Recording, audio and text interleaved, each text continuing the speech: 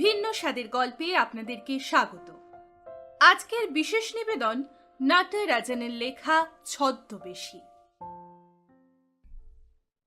দক্ষিণ কলকাতার সম্ভ্রান্ত অঞ্চল বলতে যে জায়গাটা বোঝায়, সেখানে ধনী ব্যক্তিদের নামের যদি একটা লিস্ট তৈরি করা হয়, তবে সেই লিস্টের প্রথম 10 জনের মধ্যে নিশ্চয়ই মহাদেব বাবুর নাম খুঁজে পাওয়া যাবে। মহাদেব চৌধুরী 50-এর কাছাকাছি বয়স, কিন্তু জরা কিংবা ব্যাধি এখনো তার দেহ স্পর্শ করতে পারেনি। সাধারণ দোহারা চেহারা, ফর্সা গায়ের রং, ঘাড়ের ও কানের কাছে কিছু চুলে সামান্য পাক ধরেছে মাত্র, আর কপালের বলিরেখা দুটো একটু বেশি স্পষ্ট হয়ে উঠেছে। পাড়ায় জনপ্রিয় ব্যক্তি এই মহাদেব চৌধুরী, সদা হাস্যময়, নিজে প্রচুর বিত্তের মালিক হলেও নিরহংকারী, সকলের সঙ্গেই সমানভাবে মেশেন। সার্বজনীন অনুষ্ঠানগুলিতে তার উন্মুক্ত হস্ত, তাই পাড়ার অল্প বয়সী ছেলেদের কাছেও তার প্রচুর খ্যাতি। শহরের অনেকগুলো জনহিতকর প্রতিষ্ঠানের সঙ্গে তিনি বিশেষভাবে জড়িত। বন্যাত্রাণ তহবিল থেকে শুরু করে সর্বপ্রকার সরকারি বেসরকারি তহবিলে তার মোটা অঙ্কের দান। মহাদেব চৌধুরী এ পাড়ায় বাড়ি কিনে বসবাস করছেন প্রায় 15 বছর হলো। তার আগে নাকি তিনি বোম্বেতে থাকতেন, সেখানে সিনেমা লাইনে তার প্রচুর পয়সা খাটতো, কিন্তু কোনো বন্ধুর বিশ্বাসঘাতকতায় প্রচুর অর্থ লোকসান দিয়ে বোম্বে ছেড়ে সপরিবারে তিনি কলকাতায় চলে আসেন। কিন্তু এখন অন্য ব্যবসায় তার পয়সা খাটছে। বোম্বে ছেড়ে চলে এলেও সেখানকার নামজাদা চিত্র তারকাদের সঙ্গে তার সম্পর্ক এখনো বর্তমান। সুতরাং পাড়ায় হবু চিত্র তারকারা কারণে অকারণে মহাদেব বাবুর বাড়ি এসে তার সঙ্গে পরিচিত হতে অত্যন্ত যত্নবান। ব্যবসা ক্ষেত্রে একটা অদ্ভুত নিয়মে বিশ্বাসী তিনি। তার মতে সকাল 10টা থেকে বিকেল 5টা পর্যন্ত অফিসের কর্মচারীরা যখন কাজ করে, তখন মালিকের পক্ষে স্বয়ং সেখানে উপস্থিত থাকলে যতটা না কাজ হয় তার চেয়ে হইচই হয় অনেক বেশি। তাই তিনি নাকি প্রতিদিন বিকেল 4টেই নিজের অফিসে যান। প্রতিটি কর্মচারী সারাদিনের কাজ খুঁটিয়ে দেখেন, প্রত্যেকটি কর্মচারীর পরের দিনের কাজ সম্পর্কে নির্দেশ লিখে রাখেন, তারপর গভীর রাতে বাড়ি ফিরে আসেন। মহাদেব বাবু বলেন, এই পদ্ধতিতে তিনি নাকি কর্মচারীদের কাছ থেকে 16 আনা কাজ আদায় করতে সক্ষম হয়েছেন, আর কর্মচারীরাও মালিকের উপস্থিতির জন্য অযথা আড়ষ্ট হয়ে না থেকে দিব্যি সহজভাবে নিজেদের কাজ করে যেতে পারে। সেদিন মহাদেব বাবু দিবানিদ্রা ভাঙতে একটু দেরি হয়ে গেল। শুয়ে শুয়ে দেয়াল ঘড়ির দিকে তাকালেন তিনি। ঘড়িতে তখন 4টে বাজতে মিনিট 5 বাকি। মুখে একটা বিরক্তির ভাব প্রকাশ করে পালঙ্ক ছেড়ে নামলেন মহাদেব বাবু। ইস, ভয়ানক দেরি হয়ে গেছে। ঠিক এমন সময় উড়ে চাকর বনমালী সামনে এগিয়ে এসে সসম্মানে একখানা চিঠি এগিয়ে দেয় তার কাছে। ভুরু যুগল কুঞ্চিত করে মহাদেব বাবু জিজ্ঞেস করেন, কার চিঠি? কিন্তু জবাবের প্রতীক্ষায় না থেকে খামখানা খুলে পড়তে থাকেন চিঠিখানা। দেখতে দেখতে উত্তেজিত হয়ে ওঠেন তিনি। খামের মধ্যে কাগজখানা রাখতে রাখতে কঠিন গলায় জিজ্ঞেস করেন, কখন এসেছে চিঠিখানা? দুপুরবেলা, ভয়ে ভয়ে জবাব দেয় বনমালী। কটার সময় তাই বল? তখন বোধহয় গোটা 2 হবে। রেগে ওঠেন মহাদেব বাবু। 2টোয় চিঠি এসেছে আর 4টের সময় সেই চিঠি আমার হাতে এলো? চুপ করে থাকে বনমালী। বলতে থাকে মহাদেব বাবু, এমন জরুরি চিঠি এতক্ষণ আমাকে দিসনি কেন? আপনি ঘুমোচ্ছিলেন তাই। আমাকে ডেকে দিতে পারলি না হতভাগা? তোর মা কোথায়? বাগানে মালির কাজ দেখছেন। যত সব। বলতে বলতে একটা মুখভঙ্গি করে বাথরুমে ঢোকেন তিনি। দ্রুত হাতে পোশাক পরিবর্তন করেন মহাদেব বাবু। পাট ভাঙা ধুতির ওপর গিলে করা আদির পাঞ্জাবি পরেন। বনমালী চকচকে কালো রঙের পামসু জোড়া এনে এগিয়ে দেয়। ঠিক এমনই সময় ঘরে ঢুকে স্ত্রী অমলা। ব্যস্ত স্বামীর দিকে তাকিয়ে জিজ্ঞেস করে, এত তাড়াতাড়ি করছো কেন আজ? আঙুল দিয়ে দেয়াল ঘড়িটা দেখিয়ে মহাদেব বাবু বলেন, কটা বেজেছে দেখেছো? তারপর একটু থেমে আবার বলতে থাকেন, তোমরা এতগুলো লোক বাড়িতে থাকতে এমন জরুরি চিঠিটা এসে পড়ে রইলো, আর তোমরা আমাকে একবার ডেকে দিতে পারলে না। স্ত্রী অমলা চুপ করে থাকে। বাঁ হাতের কবজিতে হাতখড়িটা বাঁধতে বাঁধতে জুতোয় মচমচ শব্দ জাগিয়ে বেরিয়ে যান মহাদেব বাবু। ফুটপাতে দাঁড়িয়ে এদিক ওদিক তাকিয়ে একটা ট্যাক্সির খোঁজ করতে থাকেন তিনি। অদ্ভুত স্বভাব তার। নিজের অত বড় গাড়িটা থাকতেও ট্যাক্সিতেই তিনি যাতায়াত করেন। কেবল ছুটি ছাটার দিনে ওটা ব্যবহৃত হয়। মহাদেব চৌধুরী রাস্তায় এসে দাঁড়াতেই একটা ট্যাক্সি ফুটপাত ঘেঁষে সামনে এসে দাঁড়ায়। ভেতরে ঢুকে দড়াম শব্দে দরজা বন্ধ করে দেন তিনি। একটা মৃদু গুঞ্জন তুলে পিছনে একরাশ ধোঁয়া ছেড়ে অদৃশ্য হয়ে যায় ট্যাক্সিটা। ট্রেনের কামরায় আলাপ হয়েছিল ভদ্রলোকটির সঙ্গে। এর আগে মুকুন্দবাবু লোকটিকে কখনো দেখেনি, তবে প্রথম আলাপেই লোকটির সঙ্গে কথাবার্তায় মুগ্ধ হয়ে গিয়েছিল সে। একটা সেকেন্ড ক্লাস কামরায় মেদিনীপুর থেকে কলকাতা আসছিল মুকুন্দ দত্ত। ব্যবসায়ী মানুষ, আড়তদার, 1020 মতো টাকা ছিল সঙ্গে। তবে খুব হুঁশিয়ার মানুষ সে। কাপড়ের থলিতে কোমরে বাঁধা ছিল টাকাটা। বড় বাজারের মহাজনের টাকা পরিশোধের জন্যই টাকাটা সঙ্গে নিয়েছিল সে। সেই সঙ্গে নতুন করে জিনিসপত্রের অর্ডারও দিতে হবে। খড়গপুর স্টেশন আসতেই বৃষ্টি আরম্ভ হয়ে গেল। নিজের সিটে বসে বসে মুকুন্দ দত্ত ভাবছিল এখন এক কাপ গরম চা পেলে বেশ হতো, কিন্তু ওই প্রচন্ড বৃষ্টিতে চাওয়ালা টিকিও দেখা গেল না। ইতিমধ্যে পাশের ভদ্রলোকটিও উঠে গিয়ে দরজার সামনে দাঁড়িয়েছে। বোধহয় সেও চায়ের প্রত্যাশী, কিন্তু চাওয়ালার দেখা নেই। স্টেশনের ঘন্টা বেজে উঠল। বাঁশি বাজিয়ে চলতে আরম্ভ করলো ট্রেন। হঠাৎ দরজার সামনে দাঁড়িয়ে থাকা সেই ভদ্রলোকটি চেঁচিয়ে উঠল, এই চা, এদিকে এদিকে। চাওয়ালা কাছে এগিয়ে আসতেই তার থালায় পয়সা ফেলে দিয়ে ভদ্রলোক বললে, দেখি 2 কাপ চা, জলদি। ট্রেনের সঙ্গে চলতে চলতে চাওয়ালা মাটির খুঁড়িতে চা ঢালতে থাকে।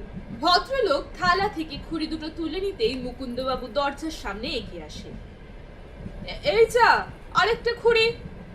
বলতে বলতে পকেটে হাত ঢোকায় মুকুন্দবাবু, কিন্তু ততক্ষণে চাওয়ালাকে পিছনে ফেলে ট্রেনটা জোরে ছুটতে আরম্ভ করেছে।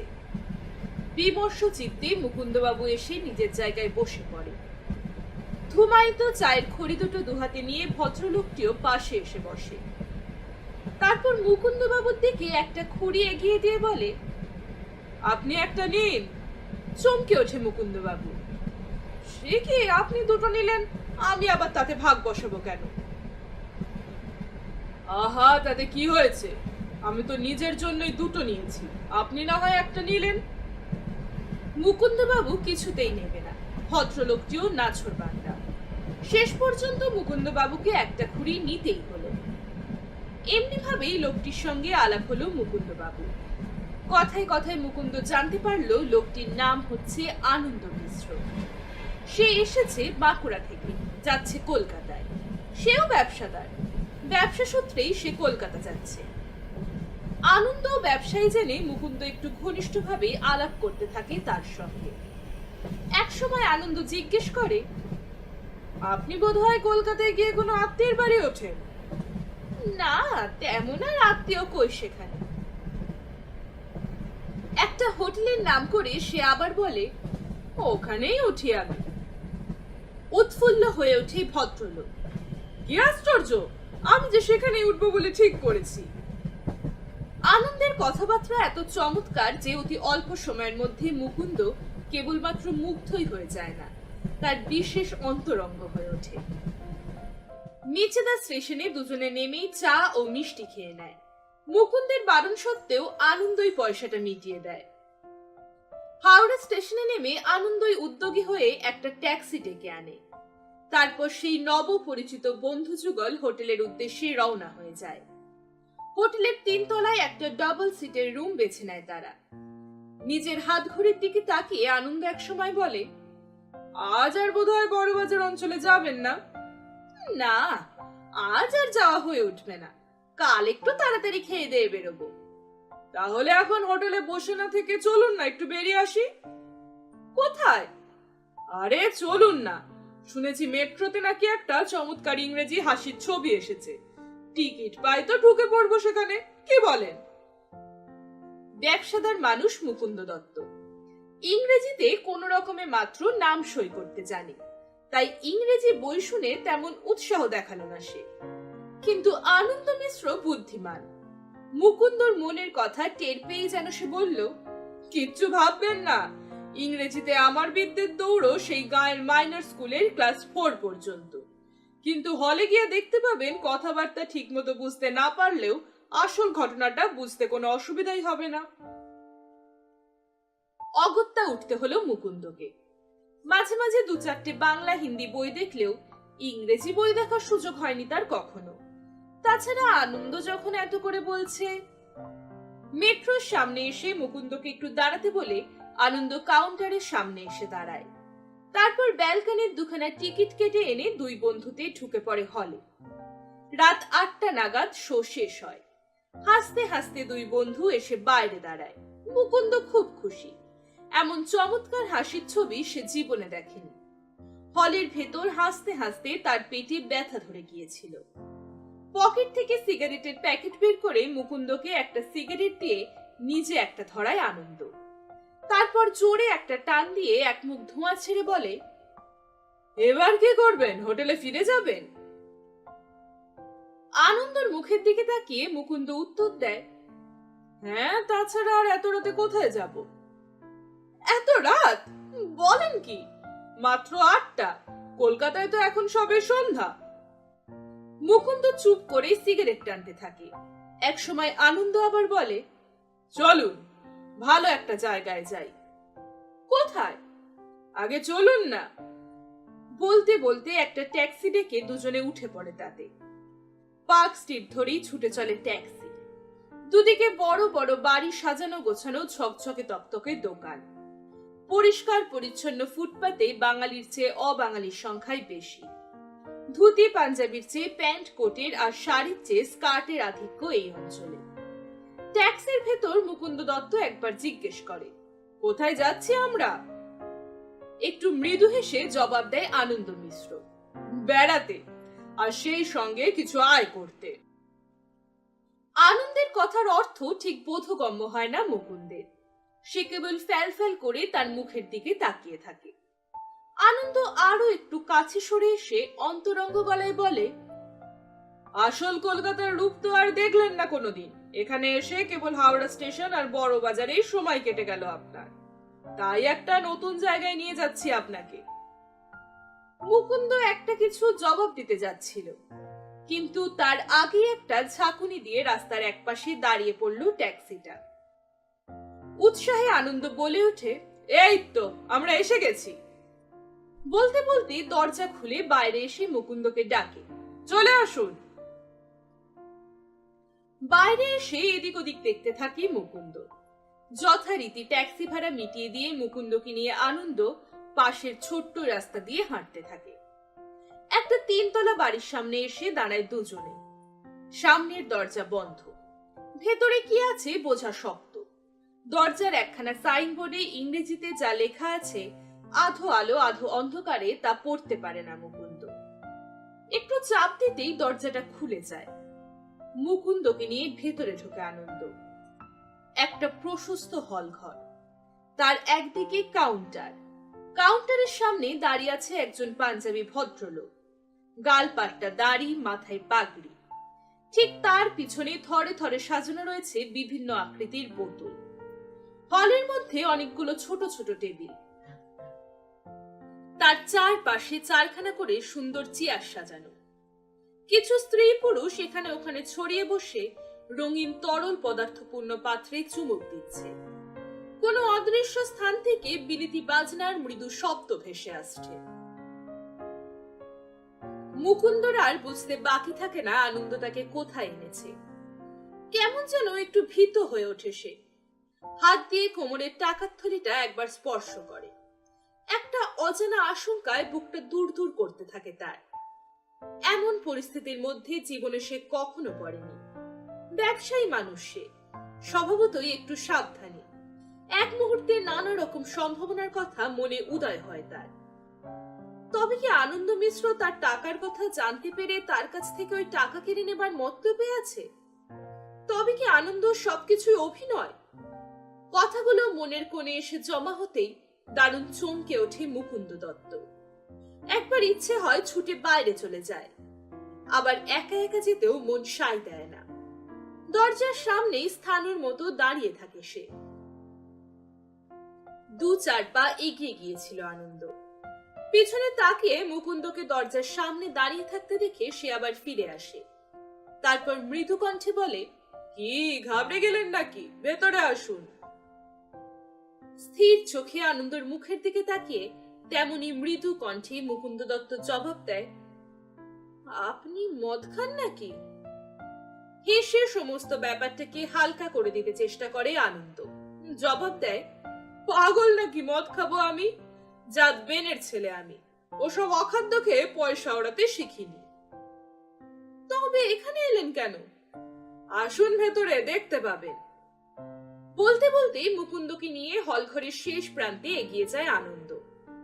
যেতে যেতে কাউন্টারের সামনে সেই পাঞ্জাবি ভদ্রলোকের সঙ্গে চোখাচোখি হতেই ভদ্রলোক কেমন যেন চোখের একটা ইশারা করে। আনন্দ মৃদু হেসে এগিয়ে যায়। আনন্দ দেয়ালের উপর চাপ দিয়ে দরজা না খুললে মুকুন্দ হয়তো বুঝতেই পারত না যে হলঘরের এপাশেও একটা দরজা আছে। আনন্দ মিশ্র মুকুন্দ দত্তকে নিয়ে দরজা দিয়ে ভিতরে অদৃশ্য হয়ে যায়। গভীর রাতে সেই আড্ডাখানা থেকে বেরিয়ে এসে মুকুন্দ দত্ত বুঝতে পারে তার নিজের আশঙ্কা একেবারেই অমূলক। আনন্দ মিশ্র ঘুণাক্ষরেও তার টাকা পয়সার কোনো কথাই উল্লেখ করেনি। আনন্দকে শুধু শুধু সন্দেহ করায় নিজেই নিজের কাছে একটু লজ্জিত হয় মুকুন্দ দত্ত। হলঘরের ওপাশে যে জগৎটা এইমাত্র মুকুন্দ দেখে এলো তার সঙ্গে পূর্বে তার কোনো পরিচয় ছিল না। অনেকগুলো ছোট ছোট ঘর, প্রতিটি ঘরে সুন্দর বেশভূষায় সজ্জিত 4-5 জন করে লোক টেবিলের ওপর হুমড়ি খেয়ে বসে তাস খেলছে। টেবিলের মধ্যেখানে টাকার স্তূপ, কাঁচা টাকা নয়, কেবল নোট। অনিচ্ছুক মুকুন্দকে নিয়ে আনন্দ মিশ্র একটা ঘরে ঢুকতেই 2 জন লোক মুখ তুলে তাকায় তাদের দিকে। ঘরে মাত্র ওই 2 জন লোকই উপস্থিত ছিল তখন। আনন্দর দিকে তাকিয়ে একজন বলে, এই যে আনন্দ বাবু, অনেকদিন পরে এলেন এবার। বলে পিছনে মুকুন্দর দিকে তাকিয়ে জিজ্ঞেস করে, সঙ্গে ইনি কে? আমার বন্ধু। মুকুন্দ সম্বন্ধে বিশেষ কোনো উৎসাহ না দেখিয়ে আনন্দর সঙ্গে কথা বলতে থাকে তারা। আনন্দ জিজ্ঞেস করে, আপনাদের দেখছি কিন্তু কুমার বাহাদুরকে তো দেখছি না, তিনি কোথায়? তিনি এলেন বলে। তবে আপনি যখন এসেছেন তখন কুমার বাহাদুর আপনাকে ছাড়া অন্য কারোর সঙ্গে আজ খেলবেন না, এটা নিশ্চিত। না না, আমি আজ খেলতে আসিনি, সঙ্গেও তেমন পয়সা করি নেই। কুমার বাহাদুর আপনাকে ছেড়ে দেবেন মনে করছেন? একটু থেমে লোকটি আবার বলতে থাকে, সত্যি আশ্চর্য দুর্বলতা আপনার ওপর কুমার বাহাদুরের। আপনাকে পেলে আর অন্য কারোর সঙ্গেই তিনি খেলবেন না। আরে দুর্বলতা না, নেশা নেশা। আনন্দ মিশ্রের সঙ্গে খেলে মনে যে আনন্দ পায় অন্য কারোর সঙ্গে খেলে তা পাই না।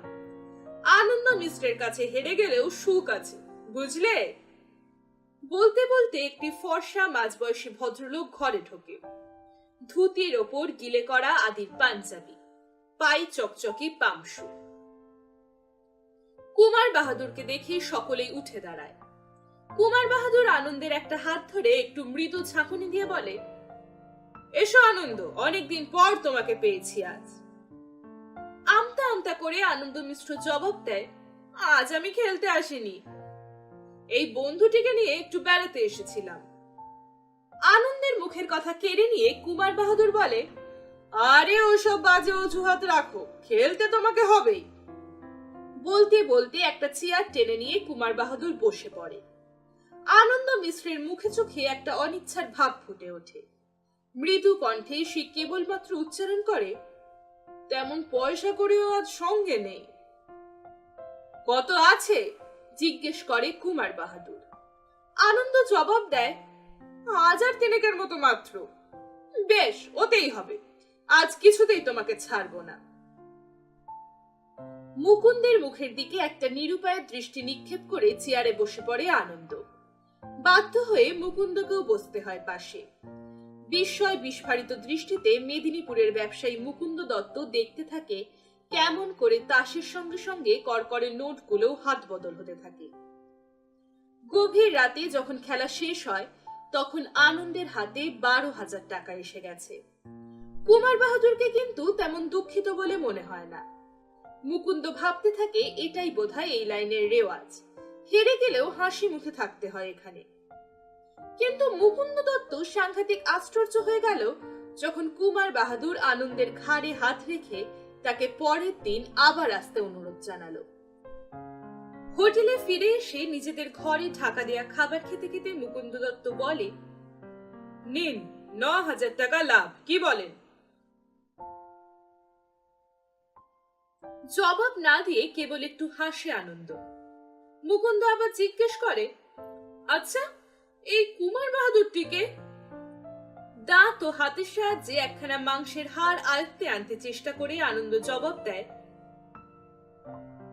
শুনতে পাই এককালে নাকি কোন নেটিভ স্টেটের রাজকুমার ছিলেন, রাজত্ব চলে যাওয়ার পর এখন নাকি ব্যবসা করছে। প্রচুর পয়সার মালিক এই কুমার বাহাদুর, আর অদ্ভুত এক বইয়ের স্বভাবের লোক। আমার সঙ্গে খেলতে বসে কোনোদিনই জিততে পারেন না, তবুও আমার সঙ্গে খেলা চাই। কোনো কথা না বলে এক মনে খেয়ে যেতে থাকে মুকুন্দ দত্ত। তার মনের মধ্যে কেবলই ঘুরপাক খেতে থাকে ওই একটি মাত্র কথা। 3,000 টাকা দিয়ে মাত্র কয়েক ঘন্টার মধ্যে নিট 9,000 টাকা লাভ। আনন্দ মিশ্র মুকুন্দ দত্তের মুখের দিকে তাকিয়ে তার মনের ভাব আন্দাজ করতে চেষ্টা করে বলে, এসব ব্যাপারে মোটা দাও মারতে হলে চাই প্রচুর টাকা, বুঝলেন? এই ধরুন না, কাল যদি আমার কাছে 3,000 টাকা না থেকে নগদ 30,000 টাকা থাকতো তো নির্ঘাত কমসে কম লাখ টাকা কামাতে পারতাম। খাওয়া থামিয়ে আনন্দের মুখের দিকে হাঁ করে তাকিয়ে থাকে মুকুন্দ দত্ত। নিজের অজ্ঞাতেই এক সময় তার মুখ থেকে বেরিয়ে আসে, বলেন কি 1 লাখ টাকা? হ্যাঁ, আরো বেশি হতে পারতো। তা কলকাতা আসার সময় মোটা টাকা সঙ্গে করে নিয়ে এলেই তো পারেন, মুকুন্দ বলে। কোথায় পাবো মোটা টাকা বলুন? বাঁকুড়ায় ব্যবসা আমার দাদার হাতে। কলকাতায় যখন বেশি টাকা নিয়ে আসতে হয় তখন দাদা নিজেই আসেন। কথাটা শেষ না করেই থেমে যায়। রাতে ভালো ঘুম হয় না মুকুন্দর। সমস্ত রাত বিছানায় ছটফট করে। মাথার ভেতর জট পাকাতে থাকে নানা চিন্তা। এতদিন পর সে যেন সেই কথাটার মর্ম যথাযথ উপলব্ধি করতে পারে। কলকাতায় পয়সা উড়ে বেড়ায়, যার বুদ্ধি আছে সে ধরে নিতে পারে। একটা টাকা আয় করতে মাথার ঘাম পায়ে ফেলতে হয়, আর এখানে শত শত হাজার হাজার টাকা উঠছে। সত্যি আনন্দ মিশ্রর বুদ্ধি আছে। শুধু বুদ্ধি নয়, সেই সঙ্গে আছে ক্ষমতা। লোকটার যদি টাকা থাকতো তবে সে তাই দিয়ে এতদিনে লক্ষপতি হতে পারত। সকালে ঘুম থেকে উঠেই কিন্তু মুকুন্দ দত্ত বড় বাজারে তার মহাজনের কাছে যাওয়া সাময়িকভাবে স্থগিত রাখে। আনন্দকে জিজ্ঞেস করে, আজ সন্ধ্যায় আবার যাবেন নাকি ওখানে? জবাব দেয় আনন্দ, ইচ্ছে তো আছে, তবে হাতে আরো কিছু টাকা থাকলে কাজ হতো। কত টাকা? জিজ্ঞেস করে মুকুন্দ। আমার কাছে সেই কালকের 12,000 টাকা আছে, আরো 10-20 হাজার হলে কুমার বাহাদুরের কাছ থেকে মোটা মতো দাও মারা যেত। বেশ, আপনাকে আমি 5,000 টাকা দিতে পারি। খুশিতে আনন্দর চোখ দুটো চকচক করে ওঠে। সেদিন রাতেও কুমার বাহাদুরের সঙ্গে খেলতে যায় আনন্দ মিশ্র। বলা বাহুল্য, মুকুন্দ দত্তও সঙ্গে থাকে। আনন্দ মিশ্রর বরাত ভালো বলতে হবে। সেদিনও সে কুমার বাহাদুরের কাছ থেকে নিট 10,000 টাকা লাভ করে। হোটেলে ফিরে এসে আনন্দ মুকুন্দ দত্তের 5,000 টাকা পরিশোধ করে, আর আরো সেই সঙ্গে 5,000 টাকা তুলে দেয় তার হাতে। বিস্মিত মুকুন্দ জিজ্ঞেস করে, আমাকে এতগুলো টাকা দিচ্ছেন? বাহ, আপনার 5,000 টাকা পেয়েই তো আজ এতগুলো টাকা লাভ করতে পেরেছি। মুকুন্দ দত্ত একেবারে বেসামাল হয়ে পড়ে এতক্ষণে। আনন্দকে কাছে ডেকে ফিসফিস করে বলে, আমার কাছে এখন মোট 25,000-এর মতো টাকা আছে। আপনি কাল এই সবটা দিয়ে কুমার বাহাদুরের সঙ্গে খেলুন, কেমন? আনন্দ মিশ্র কিন্তু তেমন উৎসাহ দেখায় না, জবাব না দিয়ে চুপ করে থাকে। মুকুন্দ আবার জিজ্ঞেস করে, কি কথা কইছেন না যে? ভাবছি গত দুদিনে এতগুলো টাকা লোকসান দিয়ে আবার বেশি টাকার ঝুঁকি নিতে রাজি হবেন কিনা কুমার বাহাদুর। তারপর একটু চিন্তা করে আবার বলতে থাকে, বোধহয় গড়রাজি হবেন না তিনি। সাংঘাতিক একগুঁয়ে লোক তো, একবার একটু তাতিয়ে দিতে পারলেই হলো। তাছাড়া এককালে রাজা ছিলেন, তাই নজরটাও খুবই উঁচু। 10-20 হাজারকে টাকা বলে মনেই করেন না তিনি। মহাদেব চৌধুরী ট্যাক্সির ভিতরে বসে পকেট থেকে চিঠিখানা বের করে আরেকবার পড়েন। ছোট্ট চিঠি, মাত্র 3 লাইন লেখা। মনে মনে ভাবতে থাকেন তিনি, খুব দেরি হয়ে গেছে আজ। কোথায় আজই একটু তাড়াতাড়ি যাবার দরকার ছিল, তা না আজই দেরি হয়ে গেল সবচেয়ে বেশি। স্ত্রী আমলা ও চাকর বনমালীর ওপর আরো এক দফা মনে মনে রেগে ওঠেন মহাদেব চৌধুরী। একটু অন্যমনস্ক হয়ে পড়েছিলেন তিনি। হঠাৎ এক সময় তিনি চেঁচিয়ে ওঠেন, এই দাঁড়াও দাঁড়াও দাঁড়াও, এইখানেই দাঁড়াও। বৃদ্ধ ট্যাক্সি ড্রাইভার ঘাড় ফিরিয়ে জিজ্ঞেস করে, এইখানেই দাঁড় করাবো স্যার? হ্যাঁ হ্যাঁ এইখানেই, রোজ আসো তবুও ভুলে যাও কেন?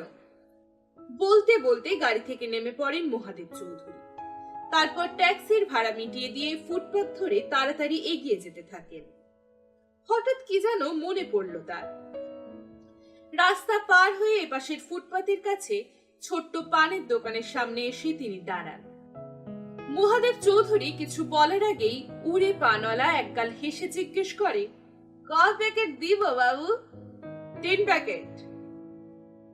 গোল্ডফ্লেক সিগারেটের প্যাকেট 3টি পকেটে ফেলে আবার ফুটপাত ধরে হাঁটতে থাকেন মহাদেব চৌধুরী। গভীর রাত। হল ঘরের খদ্দেররা সকলেই একে একে বিদায় নিয়েছে। ভেতরের ঘরগুলোও প্রায় সবই ফাঁকা। কেবলমাত্র একটি ঘরে তখনও খেলা চলছে পুরো দমে। কুমার বাহাদুরের পাশে বসে আছে তার 2 জন সঙ্গী। উল্টো দিকে আনন্দ মিশ্রের পাশে মুকুন্দ দত্ত। ঘরের এক পাশে অন্য একটা চেয়ারে বসে খেলা দেখছে সেই পাঞ্জাবি ম্যানেজার প্রীতম সিং। খুব উত্তেজনাপূর্ণ খেলা। পাশার দান উল্টে গেছে আজ। আনন্দ মিশ্র ক্রমাগত হেরেই চলেছে। উত্তেজনায় পা দুটো থরথর করে কাঁপছে মুকুন্দ দত্তের। এখনো সময় আছে। এই শেষ স্থানে আনন্দ জিততে পারলে অন্তত আসল টাকাটা উঠে আসতে পারে। টেবিলের ওপর জমেছে নোটের পাহাড়, কেউ ছেড়ে দিচ্ছে না। হাতের নোটের বান্ডিল থেকে কুমার বাহাদুর ক্রমাগত টাকা দিয়েই যাচ্ছে। আনন্দ মিশ্রও তার ক্ষয়িষ্ণু পুঁজি ঢেলে দিচ্ছে টেবিলের ওপর। হঠাৎ এক সময় থেমে গেল আনন্দ মিশ্র। আর টাকা নেই তার কাছে। নিজের হাতের তাস টেবিলের ওপর ফেলে দিল সে। কুমার বাহাদুরও স্থির। গম্ভীর ভঙ্গিতে টেবিলের ওপর নিজের হাতের তাস রেখে দিল ধীরে ধীরে। এক মুহূর্ত মাথাটা ঘুরে উঠল মুকুন্দ দত্তের। কুমার বাহাদুর সেই টাকার পাহাড়টা নিজের কাছে টেনে নিতেই 2 হাত বাড়িয়ে পাগলের মতো চিৎকার করতে যাচ্ছিল মুকুন্দ দত্ত। সঙ্গে সঙ্গে তড়াক করে দাঁড়িয়ে ওঠে সেই পাঞ্জাবি ম্যানেজার প্রীতম সিং। তারপর নিস্তব্ধ রাত্রি, জনমানব শূন্য রাস্তা। দ্রুত বেগে 2-1খানা মোটর গাড়ি ছুটে যাচ্ছে। দূর থেকে 2-1টা রিকশার টুংটাং শব্দ শোনা যায়। উঁচু বাড়ির দেয়াল ঘেঁষে ফুটপাতে শুয়ে আছে গোটা কয়েক ভিখারি। সাদা পোশাক পরিহিত 2 জন পুলিশ কনস্টেবল নাল লাগানো বুট জুতোর খটখট শব্দ করতে করতে এগিয়ে চলছে মন্থর গতিতে। আর নিম্ন স্বরে কথা বলছে নিজেদের মধ্যে। মদের দোকানটার সামনে এসে এক মুহূর্ত দাঁড়ায় তারা। দোকানের সামনের দরজা ভেতর থেকে বন্ধ। ভেতরেও কোনো আলোর আভাস পাওয়া যাচ্ছে না। নিশ্চিন্ত মনে কনস্টেবল 2 জন এগিয়ে যায় সামনে। 2টো বাড়ির মধ্যবর্তী গলিপথে ধীরে ধীরে এসে দাঁড়ায় একখানা কালো রঙের মোটর গাড়ি। 2 জন লোক গাড়ি থেকে নেমে এসে বাইরে দাঁড়ায়। ঠিক এমন সময় পাশের মদের দোকানের একটি গড়াধীন জানলা খুলে যায়। আবছা অন্ধকারে দেখা যায় দুটো মূর্তি, একটা সেই ম্যানেজার প্রীতম সিং এর আর অন্যটা আরেকজন লোকের। সাদা কাপড়ে ঢাকা একটা মনুষ্য দেহ টেনে তোলে তারা ওই জানলার উপরে।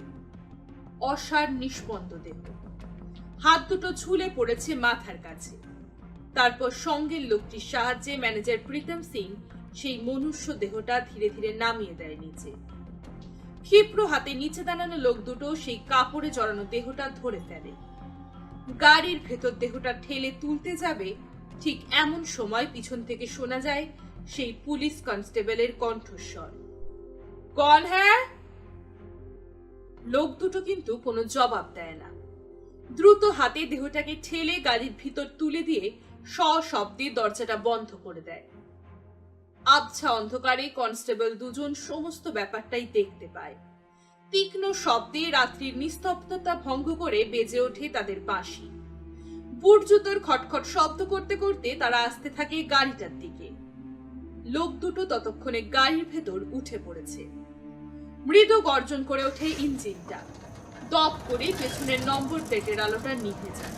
তারপর বিদ্যুৎ গতিতে গলিপথ দিয়ে বড় রাস্তায় এসে বাঁকের মুখে অদৃশ্য হয়ে যায় গাড়িটা। কনস্টেবল দুজন ততক্ষণে সেখানে এসে পড়েছে। চিৎকার করতে থাকে তারা, খুন হো গয়া, ডাকু ভাগ যাতা, পকড়ো পকড়ো। আর সেই সঙ্গে ঘন ঘন তারা তাদের বাঁশি বাজাতে থাকে। জানলার কপাট কিন্তু তখনও তেমনই খোলাই রয়েছে।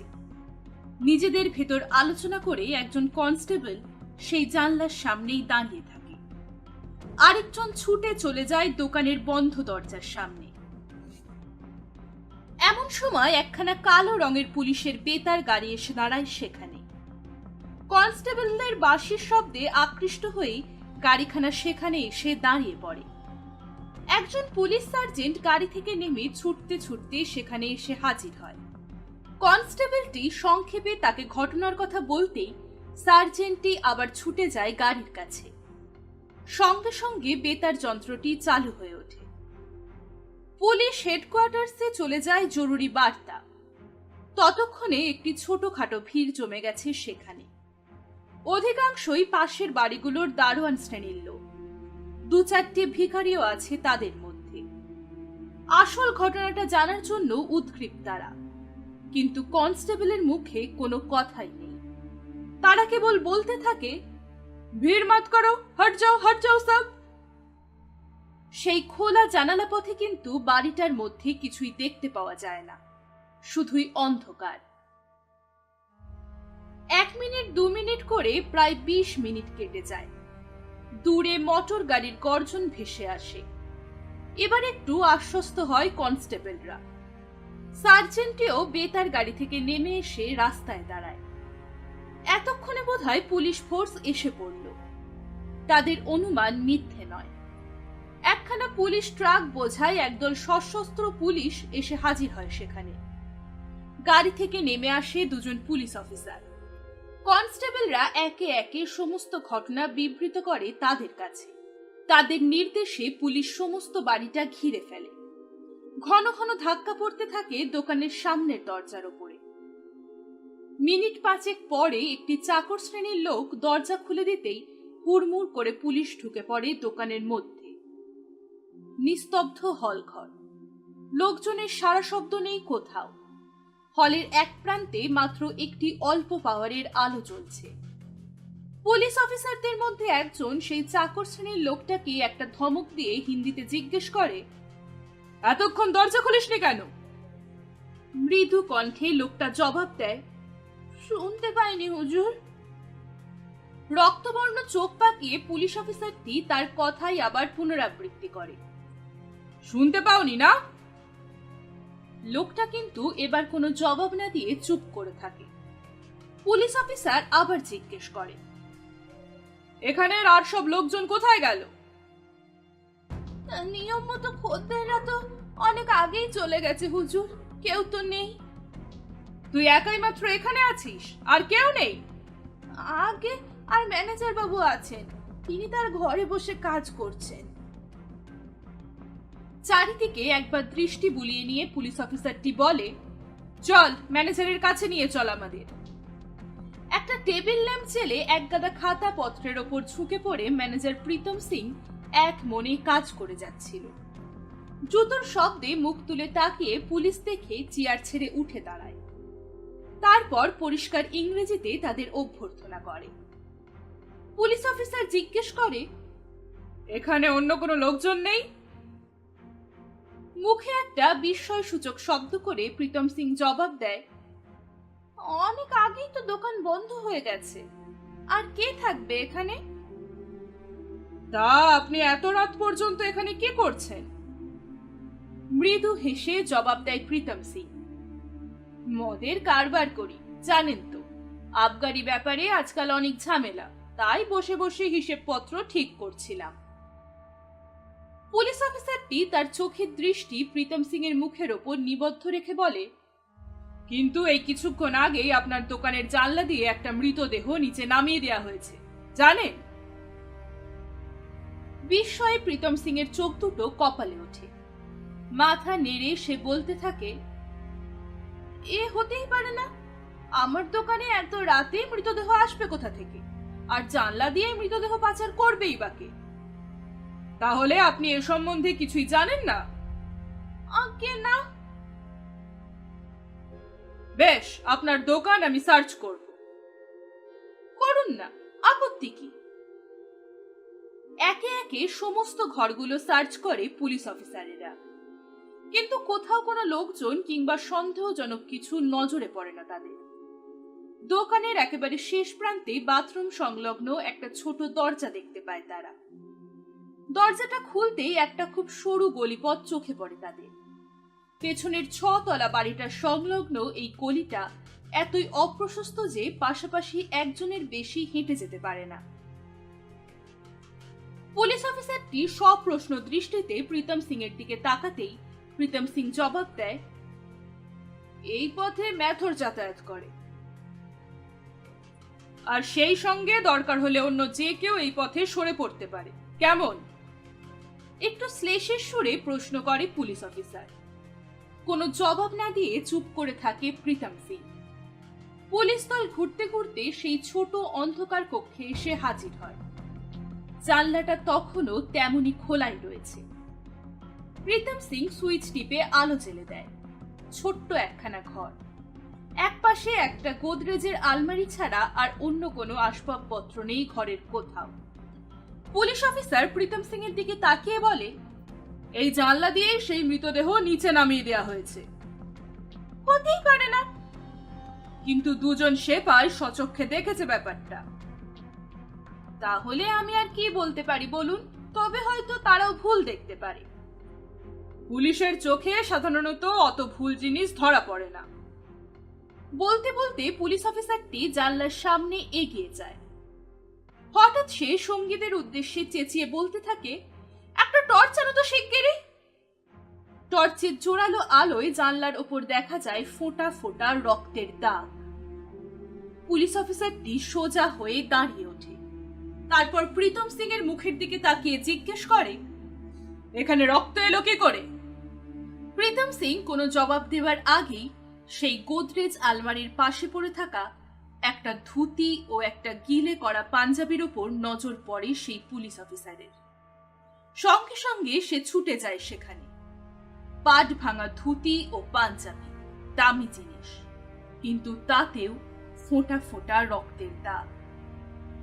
হাত দিয়ে জিনিস দুটো তুলে ধরে পুলিশ অফিসার প্রীতম সিং এর দিকে তাকিয়ে জিজ্ঞেস করে, এই রক্ত মাখা জামা কাপড় দুটো কার? এ দুটো এখানে এলো কি করে? এক মুহূর্তে ফ্যাকাশে হয়ে ওঠে প্রীতম সিং এর মুখ। একটা ঢোক গিলে আমতা আমতা করে সে জবাব দেয়, আমি ঠিক বুঝতে পারছি না কেমন করে। চুপ করুন, ব্যাপারটা সবই আমরা বুঝতে পারছি। বলতে বলতে হঠাৎ তার নজর পড়ে প্রীতম সিং এর প্যান্টের ওপর।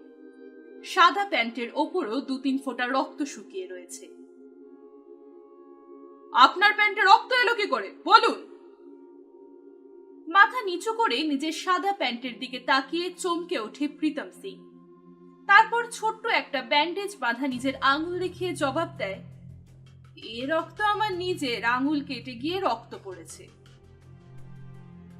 আর সেই কাটা আঙুল নিয়ে বোধহয় আপনি এই জানলার সামনে এসে দাঁড়িয়েছিলেন এবং এই ধুতি ও আদির পাঞ্জাবি বোধহয় সেই রক্ত মুছেছিলেন, তাই না? প্রীতম সিং কোনো জবাব না দিয়ে চুপ করে থাকে। হত্যা অপরাধে গ্রেপ্তার করা হলো ম্যানেজার প্রীতম সিংকে। দোকানের সেই চাকর শ্রেণীর লোকটাকেও গ্রেপ্তার করা হলো। তারপর তাদের নিয়ে সদল বলে চলে গেল পুলিশ লালবাজারের পথে। যাবার আগে তারা কয়েকজন পুলিশ কনস্টেবলকে মোতায়েন করে গেল সেই বাড়িতে। রাত তখন 3:30। ঝনঝন শব্দে লালবাজারের ইনকোয়ারি অফিসের টেলিফোন বেজে ওঠে। নিদ্রা জড়িত চোখে ডিউটি অফিসার ফোনটা তুলে নিয়ে জবাব দেয়, হ্যালো, লালবাজার বলছি। ওপাশ থেকে এক নারী কণ্ঠ ভেসে আসে, দেখুন, আমি লেক অ্যাভিনিউ থেকে বলছি। হ্যাঁ বলুন। দেখুন, আমার স্বামীকে খুঁজে পাওয়া যাচ্ছে না। সন্ধ্যের সময় বাড়ি থেকে সেই যে বেরিয়েছেন, এখনো ফিরে আসেননি। গভীর রাতে কিংবা শেষ রাতে এমন ধারা টেলিফোন কিছু নতুন নয়। বিশেষ করে একটু ধনী ব্যক্তিদের বাড়ি থেকে মাঝে মাঝেই এমন খবর পাওয়া যায়। বাড়ির গিন্নি হয়তো কর্তার জন্য ধর্ণা দিয়ে রাত জেগে বসে থাকে, আর কর্তা মহাশয় তখন হয়তো অন্য কোথাও ফুর্তির জোয়ারে হাবুডুবু খাচ্ছে। তাই ডিউটি অফিসার একটু বিরক্ত কণ্ঠে জবাব দেয়, তাই রাতে আমরা এখন কি করতে পারি?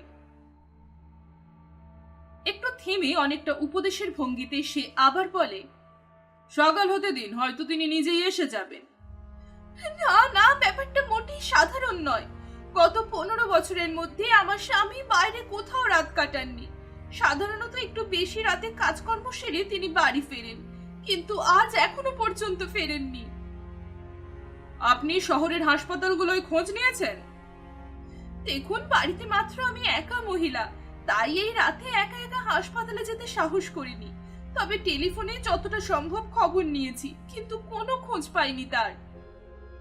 হ্যাঁ, আপনার স্বামীর নাম কি? মহাদেব চৌধুরী। ঠিকানা? নম্বর লেক এভিনিউ। কি করেন তিনি? ব্যবসা করেন। বলে একটু থামে অমলা। তারপর মহাদেব চৌধুরী শহরের যে সমস্ত সম্ভ্রান্ত প্রতিষ্ঠানের সঙ্গে জড়িত সেই সমস্ত প্রতিষ্ঠানের নামগুলো একে একে বলে যেতে থাকে। এতক্ষণে পুলিশ অফিসারটি বুঝতে পারে যে মহাদেব চৌধুরী হচ্ছে একজন সম্ভ্রান্ত ব্যক্তি, কিন্তু এই শেষ রাতে তার পক্ষে আর কি বা করা সম্ভব। তাই সে অমলার কাছ থেকে মহাদেব চৌধুরীর বয়স, চেহারার বিবরণ প্রভৃতি আবশ্যকীয় বিষয়গুলো জেনে নিয়ে আবার জবাব দেয়, বেশ, আমরা তার খোঁজ নেবার চেষ্টা করছি। সম্ভব হলে সকালের দিকে আপনি একবার নিজে এখানে আসবেন। পরের দিন খুব সকালেই নিজেদের বড় সিভ্রলেট গাড়িতে অমলা এসে হাজির হয় লালবাজারে। সঙ্গে আসে চাকর বনমালী। তখনও চারিদিক ভালো মতো ফর্সা হয়নি। বন্দুকধারী শান্ত্রীকে জিজ্ঞেস করে অমলা এনকোয়ারি অফিসের সামনে এসে দাঁড়ায়। ডিউটি অফিসারটি তখন টেবিলের উপর ঝুঁকে পড়ে কিছু লিখছিল। পায়ের শব্দে মুখ তুলে অমলাকে দেখে বলে, আপনি বোধহয় মিসেস চৌধুরী। মাথা নেড়ে সম্মতি জানিয়ে শুষ্ক মুখে সাগ্রহে অমলা বলে, কোনো খবর পেয়েছেন নাকি? না, এখনো কিছু পাইনি। তবে কি? না, আমি ঠিক বলতে পারবো না। আপনি এখানে একটু অপেক্ষা করুন। মার্ডার স্কোয়াডের ইনচার্জকে আমি এখনই খবর পাঠাচ্ছি, তিনি এসে আপনাকে সবকিছু বলবেন। দারুণ উৎকণ্ঠায় চেয়ারে বসে ছটফট করতে থাকে অমলা। মার্ডার স্কোয়াডে কেন? তবে কি তার স্বামী? আর ভাবতে পারে না অমলা। একটা অমঙ্গল আশঙ্কায় তার সমস্ত দেহ যেন অসাড় হয়ে আসে। চোখ দুটো ছলছল করে ওঠে। সত্যি যদি তেমন কিছু হয় তবে? সকাল প্রায় 7টা নাগাদ একটি কনস্টেবল এসে অন্য একটি ঘরে ডেকে নিয়ে যায় অমলাকে। অমলাকে একটা চেয়ারে বসিয়ে মার্ডার স্কোয়াডের ইনচার্জ জিজ্ঞেস করে, আচ্ছা, আপনার স্বামীর কিসের ব্যবসা ছিল বলতে পারেন? যতদূর জানি লোহা লক্করের ব্যবসা করতেন তিনি। তার অফিসের ঠিকানাটা বলতে পারেন? দেখুন, আমার স্বামীর ব্যবসা সংক্রান্ত ব্যাপারের কোনো কিছুই আমি জানি না। তার অফিসের ঠিকানাও আমার জানা নেই। একটু থেমে আবার সে বলতে থাকে, ব্যবসা সংক্রান্ত ব্যাপারে বাড়ির কারণ নাক গলানো তিনি মোটেই পছন্দ করতেন না, তাই সেই সম্বন্ধে আমরা কখনো কোনো খোঁজ খবর করতাম না। তাহলে আপনার স্বামীর ব্যবসা সংক্রান্ত কিছুই আপনি জানেন না? না। একটু সময় চুপ করে পুলিশ অফিসারটি আবার জিজ্ঞেস করে, আচ্ছা, আপনার স্বামীর অফিসটা কোন পাড়ায় বলতে পারেন? একবার যেন ওর মুখে শুনেছিলাম যে সেটা পার্ক স্ট্রিট অঞ্চলে। একটা মৃদু হাসির রেখা ফুটে ওঠে অফিসারটির মুখে। তারপর এক সময় আবার জিজ্ঞেস করে, দেখুন, যদি কিছু মনে না করেন তো একটা কথা জিজ্ঞেস করি। অবশ্য মিস্টার চৌধুরীকে খুঁজে বের করতে খবরটা আমাদের প্রয়োজন বলেই জিজ্ঞাসা করছি। হ্যাঁ, বলুন।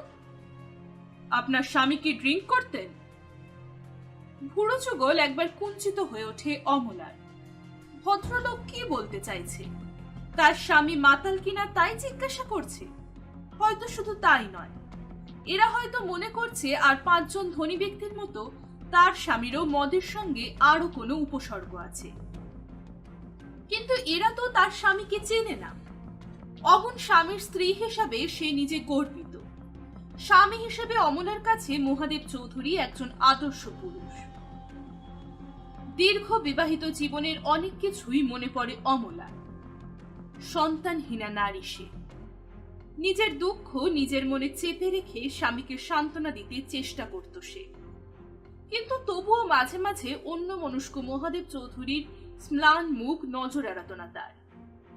একদিন সে মহাদেব চৌধুরীকে বলেই ফেলেছিল, দেখো, একটা কথা বলবো। বলো। তুমি আরেকটা বিয়ে করো। কথাটা শুনে চমকে উঠেছিল মহাদেব চৌধুরী।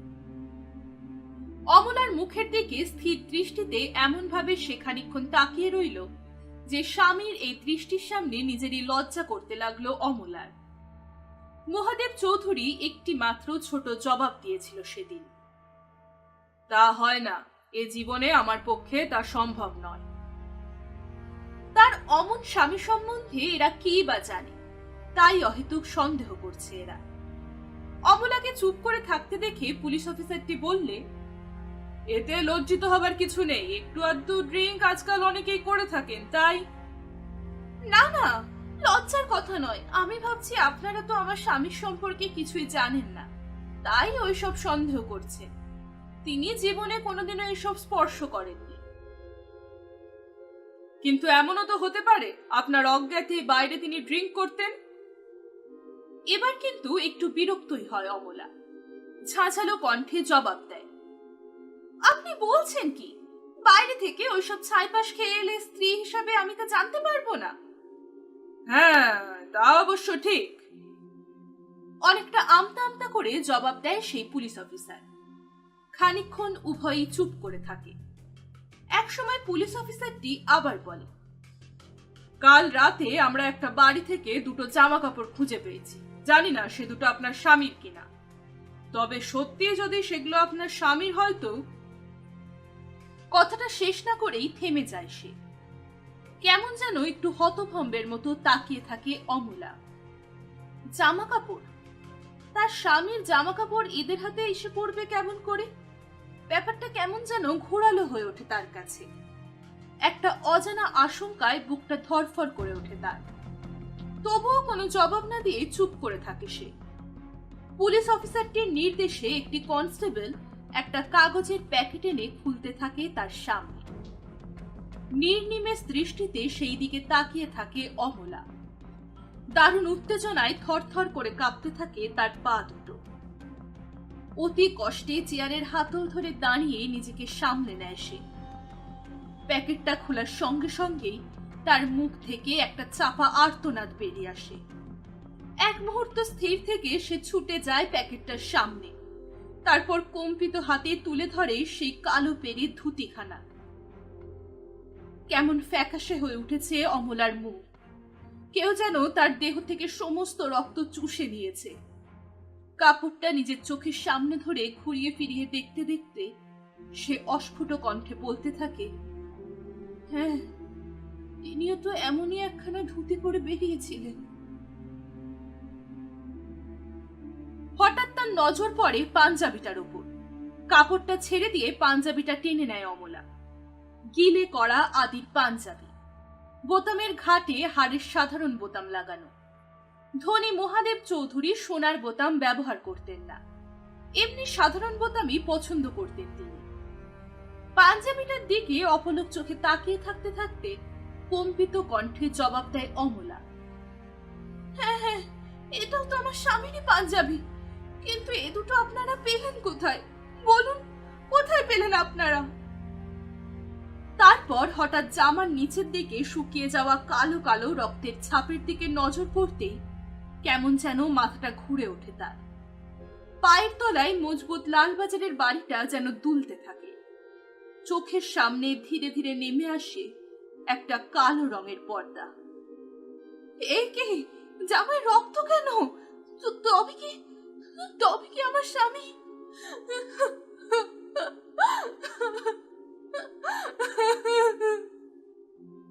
কথাটা শেষ না করেই হাউ হাউ করে কেঁদে উঠে মেঝে অচৈতন্য হয়ে লুটিয়ে পড়ে অমলা। গভীর নিস্তব্ধ রাত। রাস্তার দুপাশে কালো দৈত্যের মতো বাড়িগুলো দাঁড়িয়ে আছে। রাস্তার অল্প আলোয় সুপ্ত মহানগরী কলকাতাকে আরো ভয়ঙ্কর দেখাচ্ছে। তীব্র বেগে ছুটে চলেছে একখানা মোটর গাড়ি উত্তরের দিকে। ফাঁকা রাস্তায় উল্কাগতি। ব্যারাকপুর ট্রাঙ্ক রোড ধরে সোজা উত্তর দিকে ছুটে চলেছে গাড়িটা। ডানলপ ব্রিজের কাছে আসতেই হঠাৎ গতি স্তিমিত হয়ে এসে একসময় দাঁড়িয়ে পড়ল গাড়িটা। Police checkpost. শহরে যাতায়াতের সমস্ত গাড়িগুলো চেক হয় এখানে। দুজন কনস্টেবলের সঙ্গে একজন পুলিশ অফিসার গাড়ির সামনে এসে দাঁড়ায়। তারপর গভীর কণ্ঠে জিজ্ঞেস করে সেই অফিসারটি, এত রাতে কোথায় যাচ্ছেন? আগে ব্যারাকপুর যাচ্ছি আমরা। এত রাতে ব্যারাকপুর যাচ্ছেন? কোত্থেকে আসছেন? কলকাতার একটা ঠিকানা বলে আরোহীটি। একটা পার্টিতে গেছিলাম আমরা, সেখানে আমার এই সঙ্গের ভদ্রলোকটি একটু বেসামাল হয়ে পড়ে। একটু মৃদু হেসে লোকটি আবার বলতে থাকে, বুঝতেই তো পারছেন, পার্টিতে এই ভদ্রলোক একটু বেশি খেয়ে ফেলেছিলেন, তাই আচ্ছন্নের মতো শুয়ে আছেন এখন। একটু তাড়াতাড়ি বাড়ি ফিরে লেবু টেবুর জল খাইয়ে দিতে হবে একে। পুলিশ অফিসারটি মাথা নিচু করে গাড়ির মধ্যে একবার তীক্ষ্ণ নজর দেয়। আপাতমস্তক একটি চাদরে ঢেকে গাড়ির একপাশে হেলে পড়ে আছে একজন ভদ্রলোক, আর পাশের অন্য লোকটি এক হাত দিয়ে ধরে আছে তাকে। এক মুহূর্ত চিন্তা করে পুলিশ অফিসারটি তাড়াতাড়ি গাড়ির চারদিকে একবার চোখ বুলিয়ে নেয়। না, কোনো নিষিদ্ধ দ্রব্য নজরে পড়ে না কোথাও। শেষে তাদের ব্যারাকপুরের ঠিকানা জেনে নিয়ে ছেড়ে দেয় গাড়িটা। উত্তর শহরতলির একটা হাসপাতালের সামনে এসে গাড়িটা দাঁড়ায়। কোথাও কোনো লোকজন নেই, চারিদিক নিস্তব্ধ। কেবল বাড়িটার সামনের অল্প পাওয়ারের আলোটা জ্বলছে। সেই অচৈতন্য হয়ে পড়ে থাকা লোকটির পাশে বসে থাকা আরোহীটি নেমে আসে গাড়ি থেকে। সিঁড়ি বেয়ে আস্তে আস্তে উপরের বারান্দায় এসে দাঁড়ায়। তারপর এদিক ওদিক তাকাতে থাকে। বারান্দায় একপাশে একটা দারোয়ান শ্রেণীর লোক ঘুমাচ্ছিল। লোকটি তার সামনে এসে দু চারবার ডাকতেই সেই দারোয়ান শ্রেণীর লোকটি ধর্মর করে উঠে বসে। তারপর চোখ রগড়াতে রগড়াতে তিরিক্ষি মেজাজে জিজ্ঞাসা করে, এত রাতে কি চাই আপনার? আমরা একটা রোগী নিয়ে এসেছি। রোগী? কিসের রোগী? মাথা ঘুরে দোতলা সিঁড়ি দিয়ে নিচে পড়ে গিয়ে অজ্ঞান হয়ে গেছে। মাথা ঘুরে পড়ে গিয়ে অজ্ঞান হয়ে গেছে তো হাসপাতালে কেন? চোখে মুখে একটু জলের ঝাপটা দিন, ঠিক উঠে বসবে। না না, সাধারণ অজ্ঞান নয়, মাথায় বোধহয় খুব বেশি চোট লেগেছে। মাথা ফেটে গিয়ে রক্ত পড়েছে? হাসপাতালের দারোয়ানের এমন ধারা প্রশ্নে একটু বিরক্তি হয় লোকটি, কিন্তু উপায় নেই, অন্য কোনো দ্বিতীয় ব্যক্তিও চোখে পড়ে না কোথাও। তাই বাধ্য হয়ে মনের রাগ মনেই চেপে রেখে লোকটি আবার জবাব দেয়, না, বাইরে থেকে তেমন কিছু মনে হচ্ছে না, কেবল মাথার একদিকে একটু ছড়ে গেছে। কিন্তু এখানে কেউ নেই, রোগী ভর্তি টর্তি হবে না এখন, কাল সকালে আসবেন।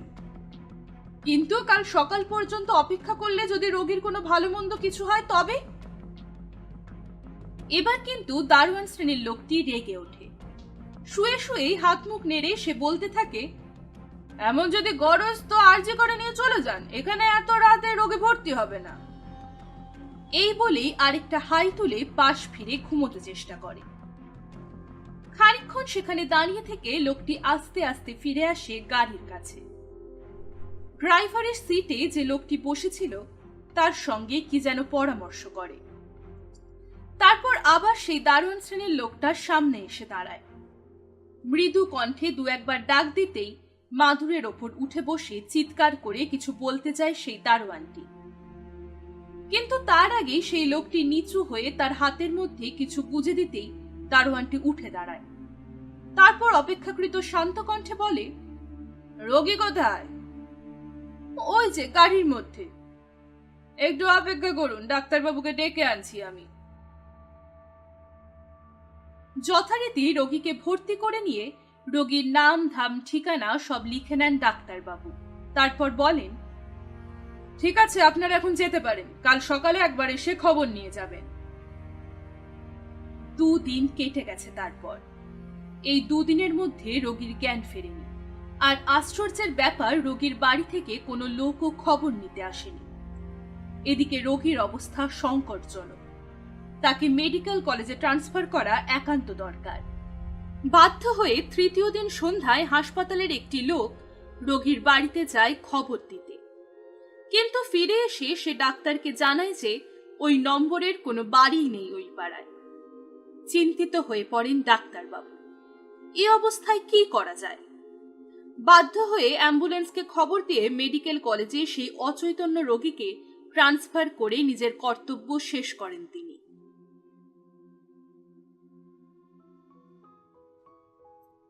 বিকেল 5:30টার সময় ড্রেসিং টেবিলের বড় আয়নাটার সামনে দাঁড়িয়ে মাথা আঁচড়াতে আঁচড়াতে অহিংসম তির্যক দৃষ্টিতে ডেক চেয়ারে উপবিষ্ট তার বন্ধু বরুণ রায়ের দিকে একবার চোখ বুলিয়ে নেয়।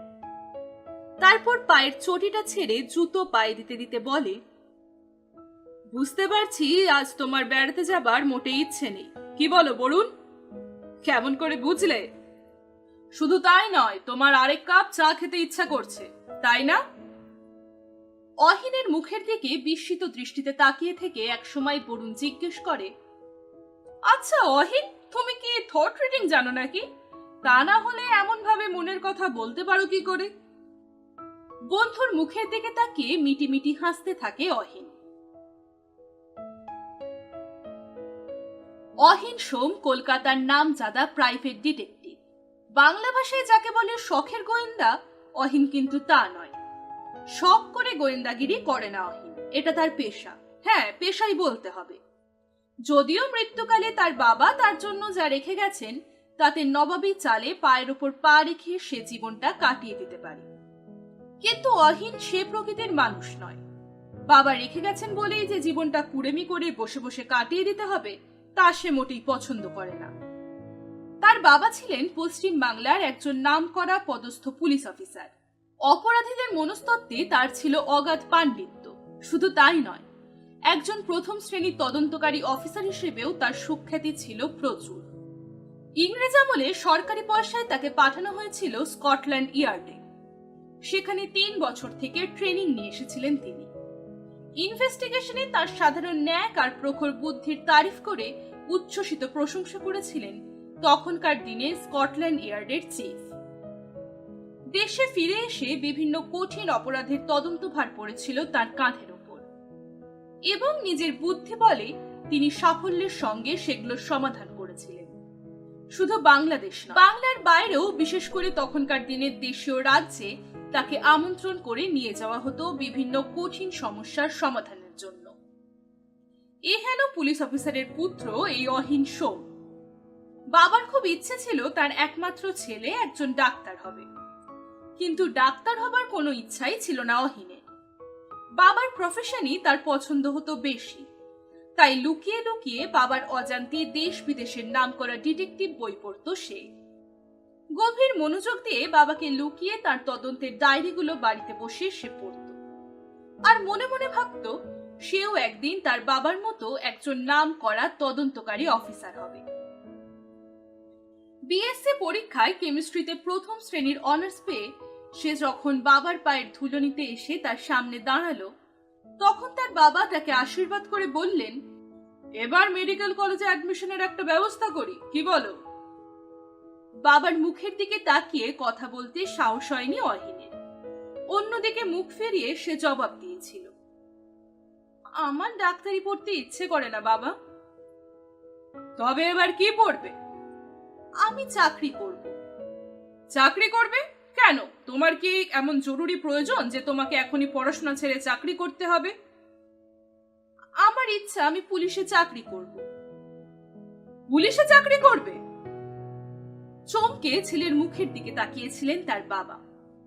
ছেলের মুখে তিনি কি দেখতে পেয়েছিলেন তা তিনি জানেন, কিন্তু তিনি শুধু জবাব দিয়েছিলেন, বেশ, তুমি এখন বড় হয়েছ, তোমার ইচ্ছায় আমি বাধা দিতে চাই না, তবে পুলিশে চাকরি করতে হলে তোমার নিজের যোগ্যতায় তা জোগাড় করে নিতে হবে। অন্যকে ডিঙিয়ে আমার রেফারেন্সে যে তোমার চাকরি হবে তা আমি চাই না। ডাইরেক্ট ডিএসপি পদের জন্য WBCS পরীক্ষা দিয়েছিল অহিন, পাশও করেছিল ভালোভাবে, কিন্তু ভাইভাতে প্রশ্নকর্তার সঙ্গে কোনো একটা বিষয়ে তার মতবিরোধ হয়। শুধু তাই নয়, অহিন তাকে বুঝিয়ে দিতে চেষ্টা করেছিল যে তিনি নিজেই ভুল করছেন, অহিনের কথাই ঠিক। এই অপরাধে তার সিলেকশন হলো না। অহিনের তখন সাংঘাতিক রাগ চেপে গেছে, পুলিশে সে ঢুকবেই, কিন্তু তার কপাল মন্দ, ডাইরেক্ট সাব ইন্সপেক্টরেও সে সিলেক্টেড হতে পারল না। সাংঘাতিক মুচড়ে পড়েছিল অহিন। এবার সে কি করবে ভাবছে। ঠিক এমন সময় তার বাবা হঠাৎ মারা গেলেন। পড়াশোনা করতে আর ইচ্ছে হলো না অহিনের, কিন্তু একটা কিছু তাকে করতেই হবে। বাড়িতে বসে বাবার পয়সায় নবাবী সে কিছুতেই করবে না। ঠিক এমন সময় মাত্র 3 মাসের ব্যবধানে তার মাও স্বর্গে চলে গেলেন। সংসারে একেবারে একা হয়ে পড়ল অহিন। কলকাতার প্রাইভেট ডিটেকটিভ অ্যাসোসিয়েশনে নিজের নাম লেখালো সে। সেই থেকে শুরু হলো তার প্রাইভেট ডিটেকটিভের জীবন। কিন্তু যার সত্যিকারের ক্ষমতা আছে, সে যেখানেই যে অবস্থাতেই থাকুক না কেন, তার যশ চারিদিকে ছড়িয়ে পড়বেই। অতি অল্প সময়ের মধ্যে প্রচুর সুখ্যাতি অর্জন করলো অহিন। কতগুলো জটিল মামলার কোনো কিনারা করতে না পেরে পুলিশ যেখানে বাধ্য হয়ে হাল ছেড়ে দিয়েছিল, অহিন সেখানে তদন্তভার গ্রহণ করে কৃতিত্বের সঙ্গে সেই সব জটিল সমস্যার সমাধান করেছিল। শুধু তাই নয়, অপরাধীকেও দীর্ঘদিন পর গ্রেপ্তার করিয়ে বিচারার্থে তাকে চালান দেওয়ার ব্যবস্থা করেছিল আদালতে। সেই থেকে স্বনামধন্য পিতার মতো পুত্রের নামও ছড়িয়ে পড়েছিল চারদিকে। লোকে বলতো বাপ কা বেটা, কেউ কেউ বলতো তীক্ষ্ণ বুদ্ধি। ক্রিমিনাল সাইকোলজিতে পাণ্ডিত্য ও রহস্যের সমাধানের ক্ষমতায় তার পরলোকগত পিতাকেও নাকি ছাড়িয়ে গেছিল সে। অহিন সমেত তদন্তের ব্যাপারে একমাত্র সহকারী তার ছেলেবেলার মাতা পিতাহীন বন্ধু বরুণ রায়। সরকারি বললে ঠিক বলা হবে না, বলতে হয় শিক্ষানবিশ। কিন্তু বরুণের বুদ্ধিবৃত্তি ঠিক তেমন তীক্ষ্ণ নয়, কিন্তু আগ্রহ তার প্রচুর। অহিন বলে বরুণের এই আগ্রহই তার ভাল লাগে। বন্ধু হলেও বরুণের কাছে অহিন একজন আদর্শ পুরুষ। তার এতটুকু সমালোচনা সহ্য করতে পারে না সে।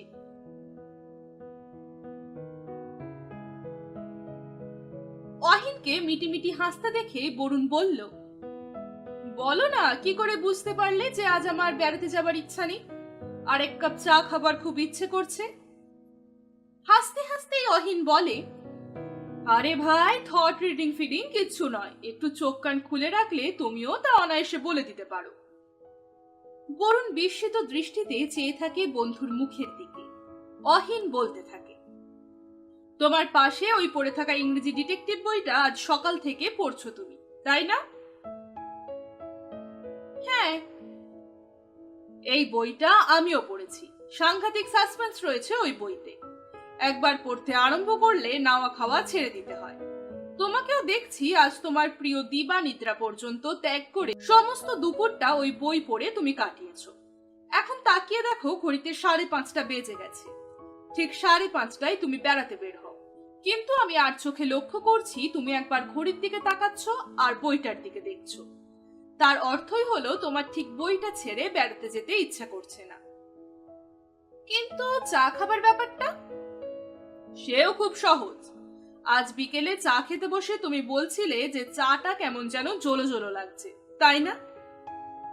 হ্যাঁ, তা অবশ্য বলেছিলাম, কিন্তু তা বলে যে আমার আরেক কাপ চা খেতে ইচ্ছা করছে সেটা তুমি বুঝলে কি করে? রোজই বিকেলে চা খাওয়ার পর তুমি ড্রয়ার খুলে কৌটো বের করে এলাচ লবঙ্গ খাও, তাই না? হ্যাঁ, অহিন বলতে থাকে। আজও লক্ষ্য করলাম তুমি চা খেয়ে এসে এলাচ লবঙ্গ খাওয়ার জন্য কৌটোটা খুললে, তারপর কি মনে করে এলাচ লবঙ্গ না খেয়ে হাতে করে নিয়ে এসে ডেক চেয়ারে বসলে আর ঘন ঘন দরজার দিকে তাকাতে লাগলে। তার অর্থই হলো বাহাদুরের জন্য অপেক্ষা করছো তুমি। সে এলেই তাকে আরেক কাপ চা তৈরি করতে বলবে, তারপর সেই চা খেয়ে ওই এলাচ মুখে দিয়ে আবার বইটা পড়তে আরম্ভ করবে। কি ঠিক বলেছে কি না? আশ্চর্য, বাড়িতে বসে বসেও তুমি এত সব লক্ষ্য করো। এটাই হচ্ছে স্বভাব।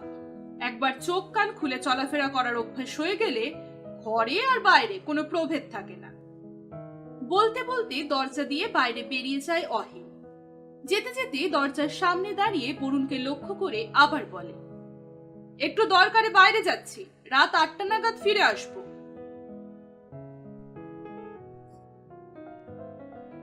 বেলা প্রায় 10টা। মুখের ওপর খবরের কাগজ মেলে ডেক চেয়ারে বসেছিল অহিন সোম। পাশে আরেকটা চেয়ারে বসে বরুণ একটা কাগজের উপরে কিছু নোট নিচ্ছিল।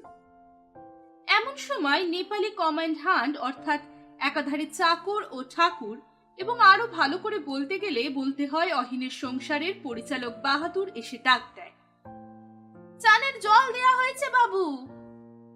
হ্যাঁ, যাই। বলতে বলতে চেয়ার ছেড়ে উঠে দাঁড়ায় অহিন। বরুণও কাগজপত্র গুছিয়ে ফেলতে থাকে।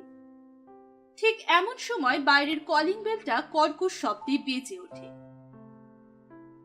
অহিন বাহাদুরের দিকে তাকিয়ে বলে, দেখো তো কে ডাকছে। একটু বাদেই ফিরে আসে বাহাদুর। একটি মেয়ে দেখা করতে চায় আপনার সঙ্গে। এখানে নিয়ে এসো তাকে। বাহাদুরের পিছনে আস্তে আস্তে ঘরে ঢোকে অমলা চৌধুরী। অহিনের চেহারার মধ্যে কিন্তু তেমন কোনো বিশেষত্ব নেই, অতি সাধারণ চেহারা। গায়ের রং ময়লা, ছিপছিপে গরম। অন্যদিকে বরুণ কিন্তু ঠিক তার বিপরীত, যেমন লম্বা চওড়া চেহারা তেমন গায়ের রং। তাই অনেকেই দেখা করতে এসে বরুণকেই অহিন বলে ধরে নেয় প্রথমে। অমলা চৌধুরীও ঠিক সেই ভুল করে। বরুণের দিকে তাকিয়ে ছোট্ট একটি নমস্কার করে বলে, বড় বিপদে পড়ে আপনার কাছে ছুটে এসেছি অহিন বাবু, আমাকে সাহায্য করতেই হবে।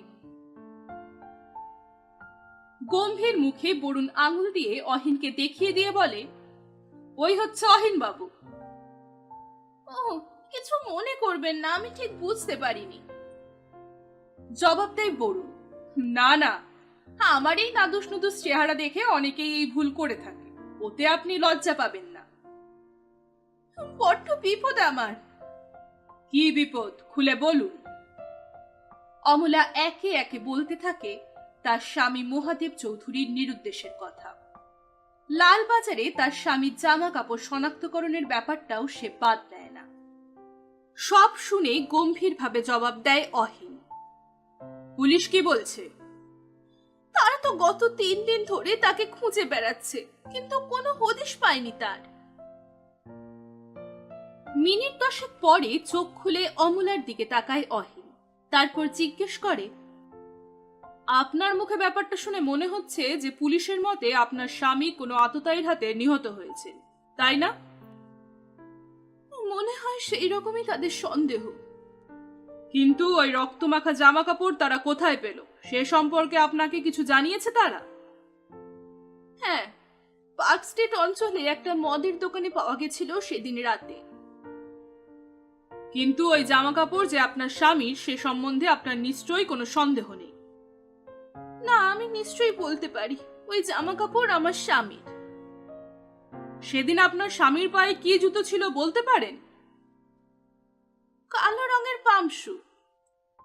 আচ্ছা, মিস্টার চৌধুরীর অফিসটাও তো ওই পার্ক স্ট্রিট অঞ্চলে অবস্থিত, তাই না? আগে হ্যাঁ, সেরকমই তো শুনেছিলাম। বাড়ির নম্বর কিংবা রাস্তার নাম আপনি বোধহয় বলতে পারবেন। না, তা আমার জানা নেই, কারণ বাড়ি এসে তিনি অফিস সংক্রান্ত কোনো কথাই কখনো বলতেন না। কেউ সে সম্পর্কে প্রশ্ন করলেও বিরক্ত বোধ করতেন। আমার মনে হয় বিকেলে অফিস যাওয়ার সময় মিস্টার চৌধুরী কখনো আপনাদের নিজেদের বাড়ির গাড়ি ব্যবহার করতেন না, কেমন? হ্যাঁ তাই, কিন্তু আপনি তা জানলেন কি করে? ঠিক আছে, আপনার ব্যাপারটা আমি টেক আপ করলাম। আজ থেকেই আমি কাজ শুরু করব। বিকেল 3:30 নাগাদ আপনাদের বাড়ি আমি যাব। কৃতজ্ঞতায় অমলার চোখে জল এসে পড়ে।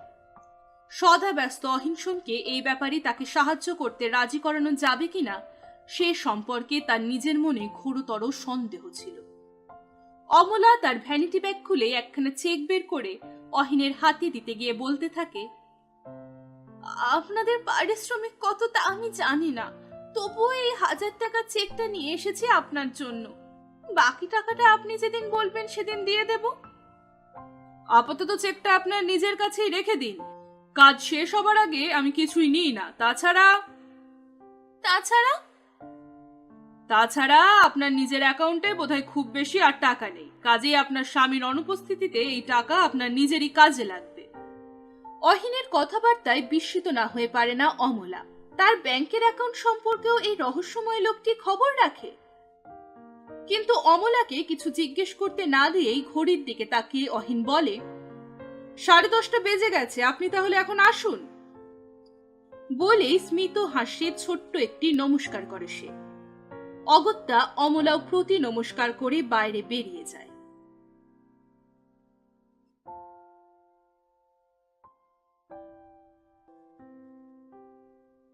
ঠিক বেলা 11টায় খাবার টেবিলে বসে অহিনের দিকে তাকিয়ে বরুণ জিজ্ঞাসা করে, আচ্ছা, তুমি কি করে বুঝলে যে মহাদেব চৌধুরী অফিসে যাওয়ার সময় নিজেদের গাড়ি ব্যবহার করতেন না?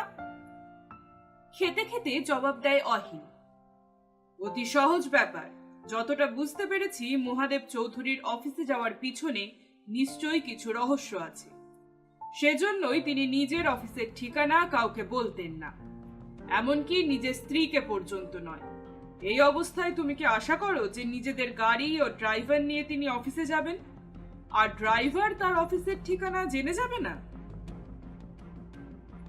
কিন্তু এমনও তো হতে পারত যে মহাদেব চৌধুরীর বাড়িতে কোনো ড্রাইভার নেই, তিনি নিজেই গাড়ি ড্রাইভ করেন।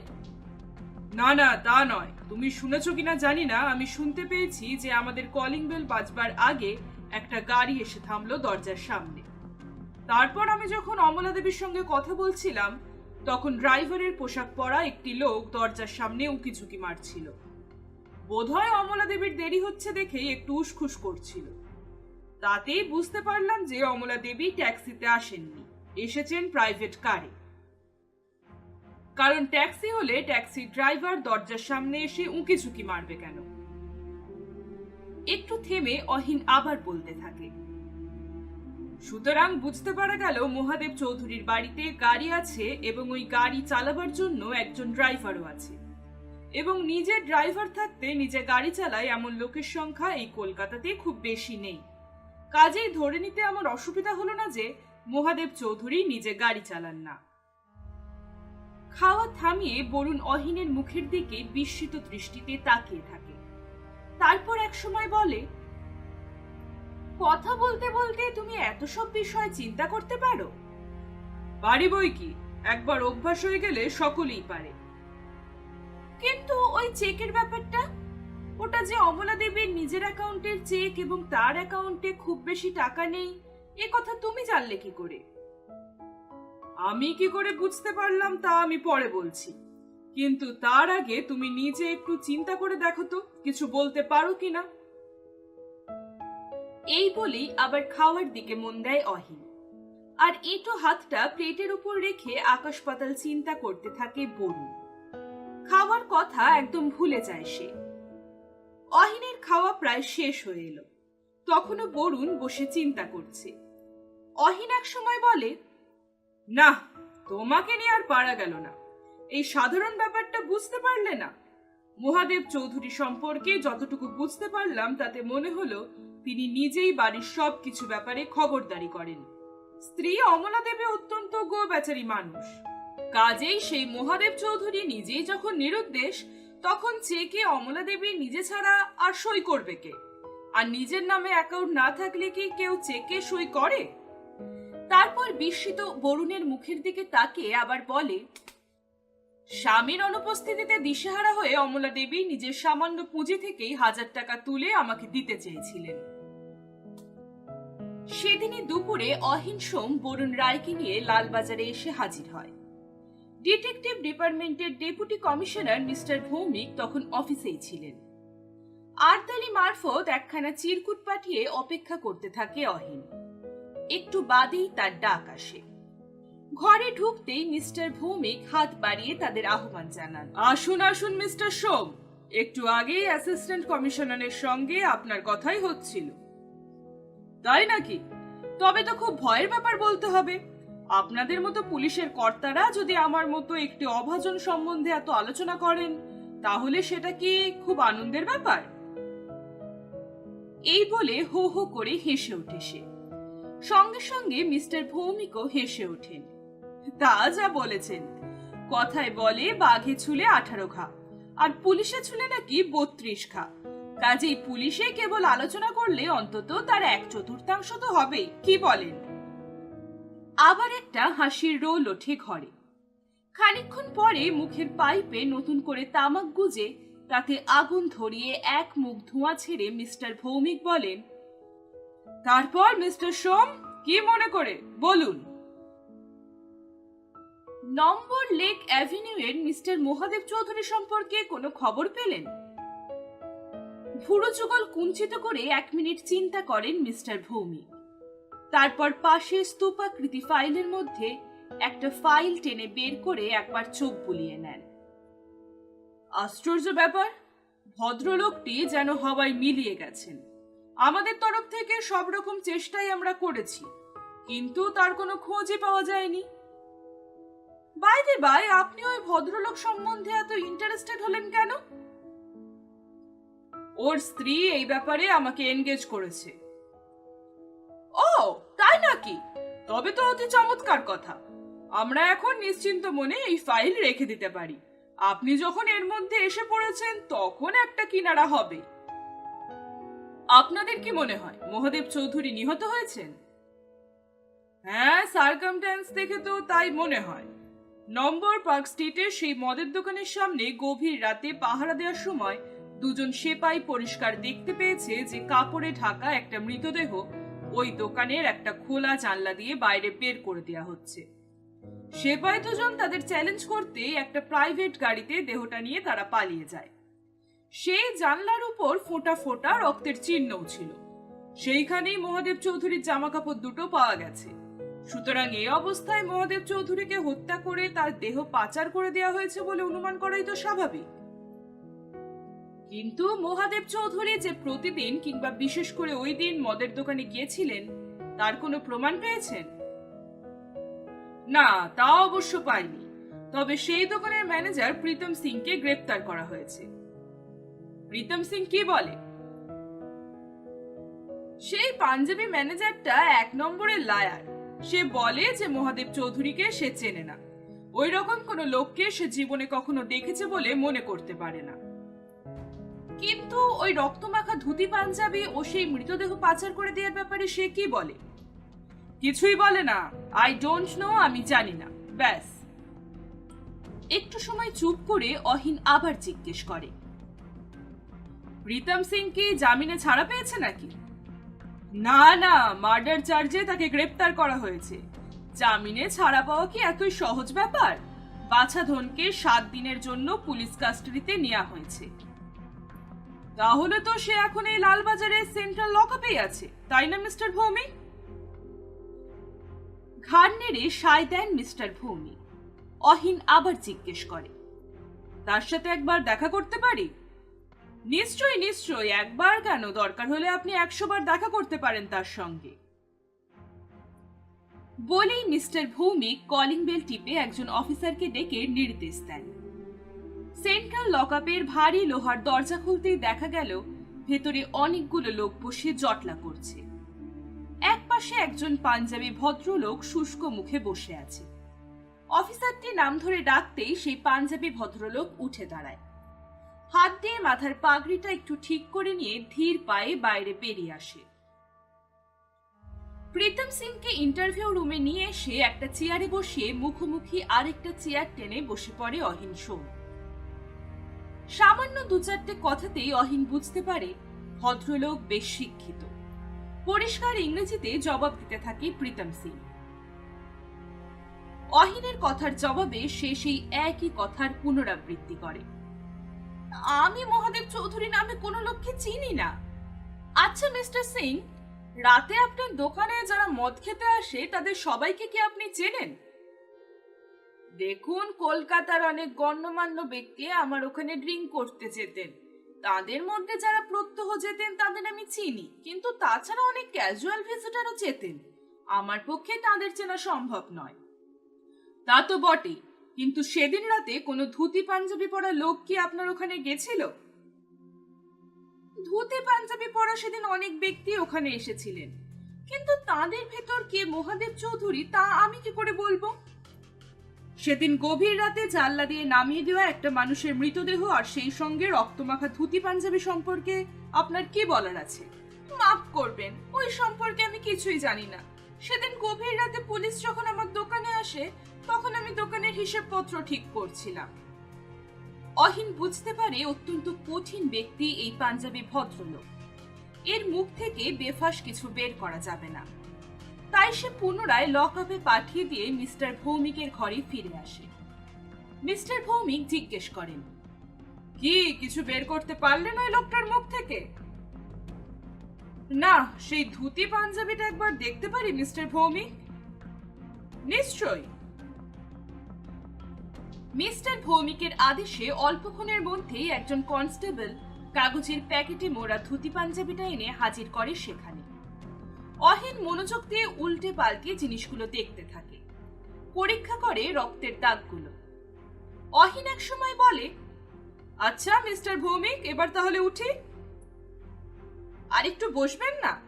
না, আরেকদিন আবার আসবো, আজ একটু বিশেষ কাজ আছে। নমস্কার বিনিময়ের পর বাইরে বেরিয়ে আসে তারা।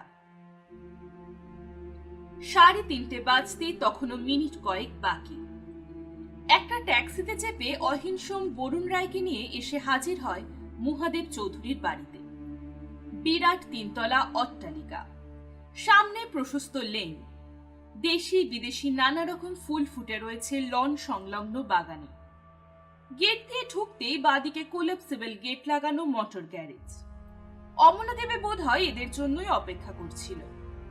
ট্যাক্সি ভাড়া মিটিয়ে দিয়ে অহিন ও বরুণ গাড়ির গেটের দিকে এগিয়ে যেতেই অমলা দেবী ভিতর থেকে ছুটে এসে গেট খুলে দেয়।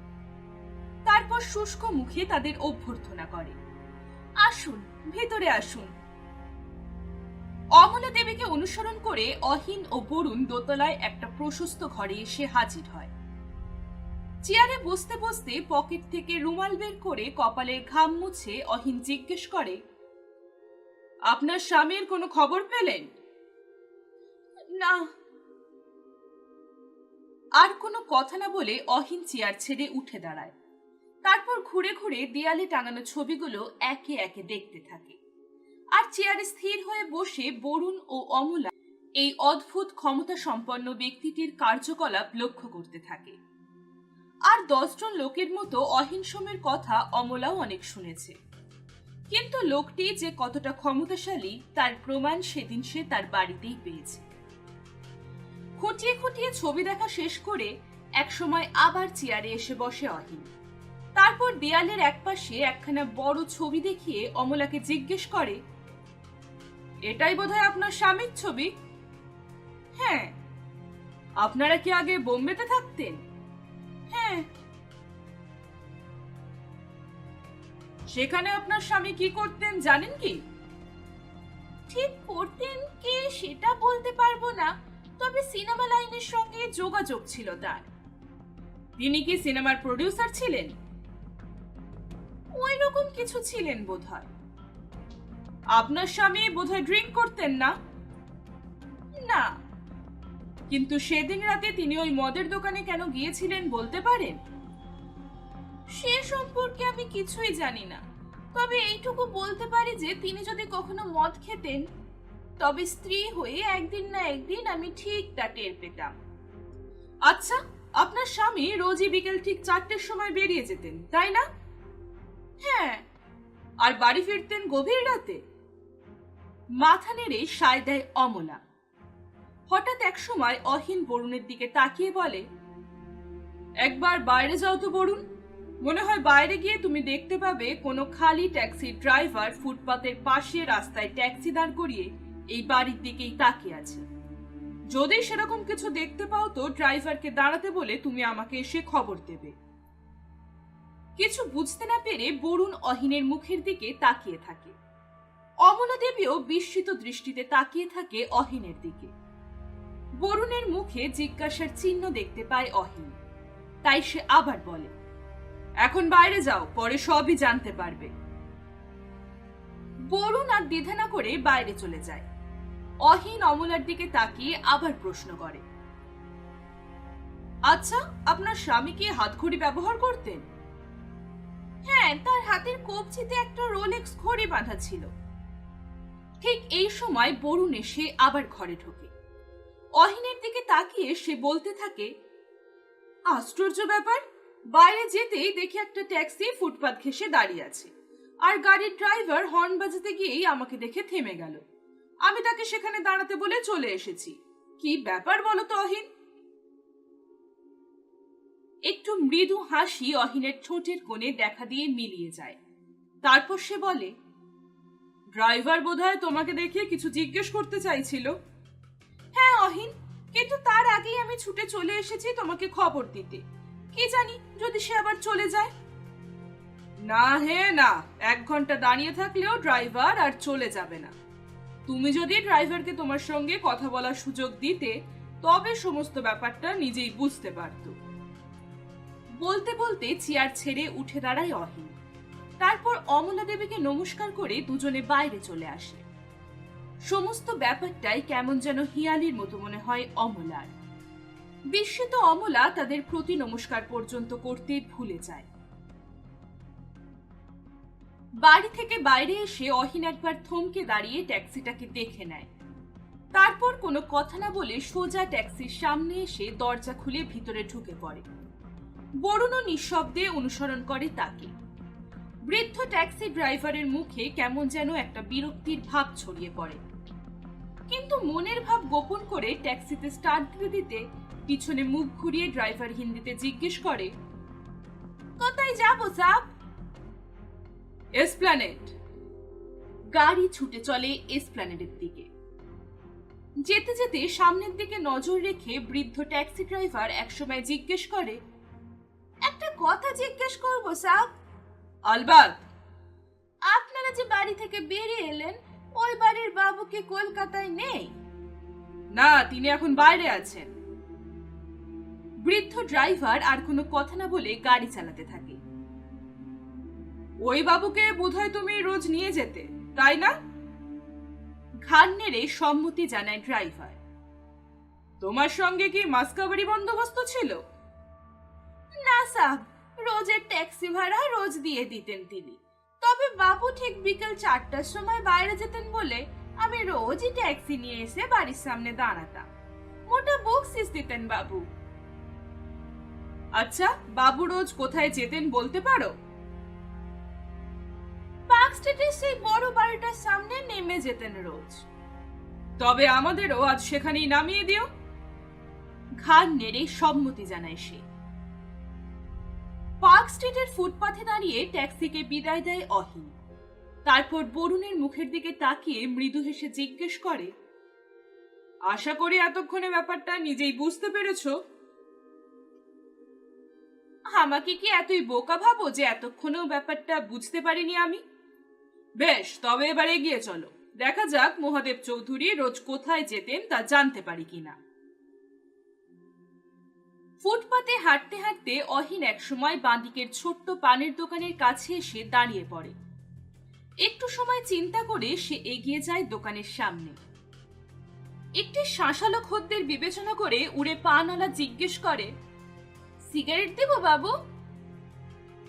এক প্যাকেট গোল্ড ফ্লেক। প্যাকেট খুলে বরুণকে একটা সিগারেট দিয়ে নিজে একটা সিগারেট মুখে দেয় অহিন। তারপর দড়ির আগুনে সিগারেট ধরিয়ে এক মুখ ধোঁয়া ছেড়ে পানওয়ালাকে জিজ্ঞেস করে, রোজ এই সময় যে বাবু এখানে ট্যাক্সি থেকে নেমে এদিকে হেঁটে যেতেন তাকে তুমি চেনো? সেই ধুতি পরা বাবুর কথা বলছেন? হ্যাঁ হ্যাঁ। সে তো আমার অনেক দিনের খদ্দের, তাকে কেন চিনব না বাবু? কাল সেই বাবু এসেছিলেন? না বাবু, 2-3 দিন সেই বাবু আসেনি এদিকে। সেই বাবু এদিক দিয়ে কোথায় যেতেন বলতে পারো? পানওয়ালা তার ছোট্ট দোকানের কাঠের পাটাতনের উপর উবু হয়ে বসে বাইরে ঝুঁকে আঙুল দিয়ে উল্টো দিকের একটা ছোট রাস্তা দেখিয়ে দেয়। অহিন বরুণকে সঙ্গে নিয়ে সেই ছোট রাস্তা ধরে খানিক দূরে এগিয়েই বুঝতে পারে তারা সেই মদের দোকানের সামনে এসে পড়েছে। দোকানের দরজা তখন বন্ধ। বাইরে পুলিশ কনস্টেবল পাহারা দিচ্ছে। একজন পুলিশ অফিসারও উপস্থিত ছিল সেখানে। অহিনকে দেখে অফিসারটি চেয়ার ছেড়ে উঠে দাঁড়িয়ে তাকে নমস্কার করে। প্রতি নমস্কার করে অহিন বলে, আমাকে একবার বাড়ির ভিতরটা দেখতে হবে মিস্টার সেন। অফিসারটি অহিনকে ভালো মতোই চিনত। সে বুঝতে পারে ডিটেকটিভ অহিন সোম নিশ্চয়ই সেই হত্যাকাণ্ডের তদন্তের জন্য এসেছে। তাই সে দ্বিধা না করে বাইরের দরজার তালা খুলে দেয়। মিস্টার সেনের সঙ্গে অহিন ও বরুণ ঢুকে পড়ে সেই বাড়িতে। হল ঘরের কাউন্টারের সামনে তখনও থরে থরে মদের বোতল সাজানো রয়েছে। ঘরের মাঝখানে দাঁড়িয়ে অহিন চারিদিকে একবার দৃষ্টি বুলিয়ে নেয়। তারপর কি যেন মনে হতেই একপাশে সরে গিয়ে দেয়ালে একটু চাপ দিতেই একটা দরজা খুলে যায়। তিনজনে তখন সেই দরজা দিয়ে ভিতরে ঢুকে পড়ে। পাশাপাশি 4-5খানা ছোট ছোট ঘর। প্রতিটি ঘরের মধ্যে একটা করে চৌকো টেবিল। টেবিলের চারদিকে চেয়ার সাজানো। তীক্ষ্ণ দৃষ্টিতে চারদিকে নজর রেখে একটার পর একটা ঘর পরীক্ষা করতে থাকে অহিন। অবশেষে এক কোণের সেই ছোট্ট ঘরটার সামনে আসতেই সেই পুলিশ অফিসারটি বলল, এই ঘরের জানলা দিয়েই মৃতদেহটা বাইরে বের করে দেওয়া হয়েছিল স্যার। ছোট অপরিসর ঘর। এক কোণে একটা আলমারি ছাড়া ঘরে আর অন্য কোনো আসবাবপত্র নেই। অহিন হাত দিয়ে চাপ দিতেই আলমারির ডালা খুলে গেল। তীক্ষ্ণ দৃষ্টিতে আলমারির জিনিসপত্র পরীক্ষা করতে থাকে অহিন। গোটা কয়েক প্যান্ট ও শার্ট এবং সাধারণ কিছু টুকিটাকি জিনিস ছাড়া আর কিছু নেই আলমারিতে। আলমারির ডালা বন্ধ করে জানলার দিকে এগিয়ে যায় অহিন। ভেতর থেকে বন্ধ ছিল জানলাটা। অহিন ধাক্কা দিয়ে কপাট দুটো খুলে দিতেই এক ঝলক পরন্ত রোদের আলো এসে ঢুকলো ঘরে। তীক্ষ্ণ দৃষ্টিতে জানলাটা পরীক্ষা করতে থাকে অহিন। তখনও ফোঁটা ফোঁটা শুকিয়ে যাওয়া রক্তের কালো দাগ ছিল সেখানে। গভীর মনোযোগ দিয়ে দাগগুলো পরীক্ষা করে সে। একসময় সেই পুলিশ অফিসারটি অহিনের দিকে তাকিয়ে বলে, এইখানে সেই রক্তমাখা জামা কাপড় পরেছিল স্যার। বলে সে আলমারির পাশের কোণটা দেখিয়ে দেয়। উবু হয়ে বসে সেই জায়গাটা পরীক্ষা করে অহিন। তারপর একসময় উঠে দাঁড়িয়ে বলে, ধন্যবাদ মিস্টার সেন, আমার কাজ শেষ হয়েছে, এবার আমরা চলি। রাতে খাওয়া দাওয়ার পর পাশাপাশি দুটো ডেক চেয়ারে বসে অহিন সোম তার বন্ধু বরুণ রায়ের সঙ্গে কথা বলছিল। তোমার কি মনে হয় বরুণ? কি সম্বন্ধে? মহাদেব চৌধুরীর কথা বলছি। ব্যাপারটা বেশ ঘোরালো বলেই মনে হচ্ছে আমার। আজকের এনকোয়ারিতে এটা বুঝতে পেরেছি যে মহাদেব চৌধুরী সেই বিকেলে অফিসে যাওয়ার ব্যাপারটা একদম বাজে কথা। আসলে তিনি রোজ বিকেলে ওই মদের আড্ডায় যেতেন এবং ব্যাপারটা গোপন রাখতে গিয়েই তিনি বাড়ির গাড়ি ব্যবহার না করে ট্যাক্সিতে যাতায়াত করতেন। বেশ, বলে যাও। আমার মনে হয় অমলা দেবী ব্যাপারটা জানেন, কোনো কারণে গোপন করে যাচ্ছেন। কি করে বুঝলে যে অমলা দেবী জানেন? বাহ, স্বামী রোজ বিকেল থেকে গভীর রাত পর্যন্ত মদ খেয়ে আড্ডা দিয়ে বাড়ি ফিরবে আর তার স্ত্রী সে কথা জানতে পারবে না? কিন্তু মদের দোকানে যেত বলেই যে মহাদেব চৌধুরী সেখানে বসে মদ খেত আর আড্ডা দিত, সেটা কিন্তু এখনো প্রমাণ হয়নি বড়ু। তবে কি মহাদেব চৌধুরী মদের দোকানে যেত কীর্তন গাইতে? বেশ বেশ, বলে যাও, তোমার অভিমতটাই আগে শুনি। মদের দোকান মানে গুন্ডা সুন্ডার ব্যাপার। কোনো কারণে সেদিন গভীর রাতে ওই মহাদেব চৌধুরী সেখানেই নিহত হন। তারপর সেই মৃতদেহটা সদর দরজা দিয়ে রাস্তায় বের করে সরিয়ে ফেলতে সাহসী না হয়ে খুনি ও তার সাঙ্গপাঙ্গরা ওই জানলা দিয়ে গলিপথে নামিয়ে নিয়ে গাড়ি করে উধাও হয়ে যায়। একটু থামি বলুন, তারপর আবার বলতে থাকে, আমার মনে হয় মদের দোকানের ম্যানেজার ওই প্রীতম সিং সব জানে, কিন্তু লোকটা সবকিছু গোপন করে যাচ্ছে। ঠিক এমন সময় ঝনঝন শব্দে বেজে ওঠে টেলিফোন। বরুণ উঠে গিয়ে টেলিফোনটা ধরে।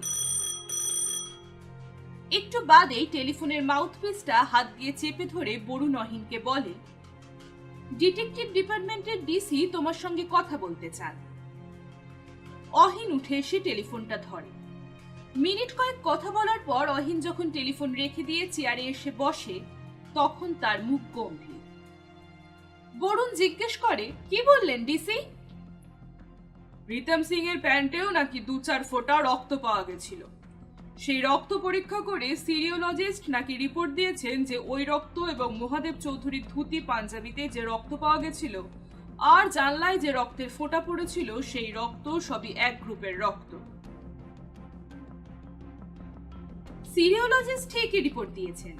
মহাদেব চৌধুরীকে ধরাধরি করে জানলা দিয়ে নামিয়ে দেওয়ার সময় বোধহয় প্রীতম সিং নিজেও তাকে ধরেছিল, তাই তার প্যান্টেও মহাদেব চৌধুরীর রক্ত লেগে গেছিল। বরুণের কথা অহিনের কানে গিয়েছিল কিনা কে জানে। বরুণ কিন্তু তাকিয়ে দেখে ডেক চেয়ারে ঠেস দিয়ে চোখ বুঝে গভীর চিন্তায় মগ্ন হয়ে পড়েছে অহিন। ডিটেকটিভ ডিপার্টমেন্টের ডেপুটি কমিশনার মিস্টার ভৌমিকের কাছ থেকে জরুরি টেলিফোন পেয়ে বরুণকে সঙ্গে নিয়ে অহিন যখন লালবাজারে এসে উপস্থিত হলো, তখন সবে সকাল 8টা। মিস্টার ভৌমিকের ঘরে ঢুকে অহিন দেখে মিস্টার ভৌমিক ছাড়া আরেকজন অপরিচিত লোক সেখানে বসে আছে। মিস্টার ভৌমিকের মুখে চিন্তার সুস্পষ্ট ছাপ। অহিনকে দেখেই মিস্টার ভৌমিক যেন অকুলে কুল পেলেন। হাত বাড়িয়ে বলে উঠলেন, এই যে এসে গেছেন, এদিকে যে সাংঘাতিক বিপদ। আবার কি বিপদ? বলেন কি বিপদ নয়? মহাদেব চৌধুরীর মতো শহরের একজন বিশিষ্ট ব্যক্তি নিহত হলেন, কিন্তু তার মৃতদেহটা পর্যন্ত খুঁজে পেলাম না আমরা। তাই নিয়ে পেপারওয়ালারা রোজই আমাদের ওপর কটূক্তি বর্ষণ করছে। আবার দেখুন এদিকে এক উটকো ঝামেলা। শুনুন এই ভদ্রলোক কি বলছেন। অহিন তাকিয়ে দেখে মাঝারি বয়সের ভদ্রলোক, পাণ্ডুর রোগক্লিষ্ট মুখ, চোখে অবসন্ন দৃষ্টি। অহিন জিজ্ঞেস করে, কি নাম আপনার? শ্রী মুকুন্দ দত্ত। হ্যাঁ বলুন, আপনার কি বলার আছে? একটু কেশে গলা পরিষ্কার করে মুকুন্দ দত্ত সেদিন রাতে মেদিনীপুর থেকে কলকাতা আসার পথে আনন্দ মিশ্রের সঙ্গে আলাপ হওয়া থেকে শুরু করে সেই মদের দোকানের জোর আড্ডায় নিজের 20,000 টাকা হেরে গিয়ে সর্বশান্ত হওয়ার ঘটনা অবধি বলে চলে। তারপর একটু থেমে আবার বলতে থাকে মুকুন্দ দত্ত, আমি তখন পাগলের মতো হয়ে উঠেছি। আমার মনে তখন কেমন একটা ধারণা জন্মে গেল যে সমস্তই হচ্ছে আনন্দ মিশ্রর কারসাজি, সব ব্যাপারটাই সাজানো।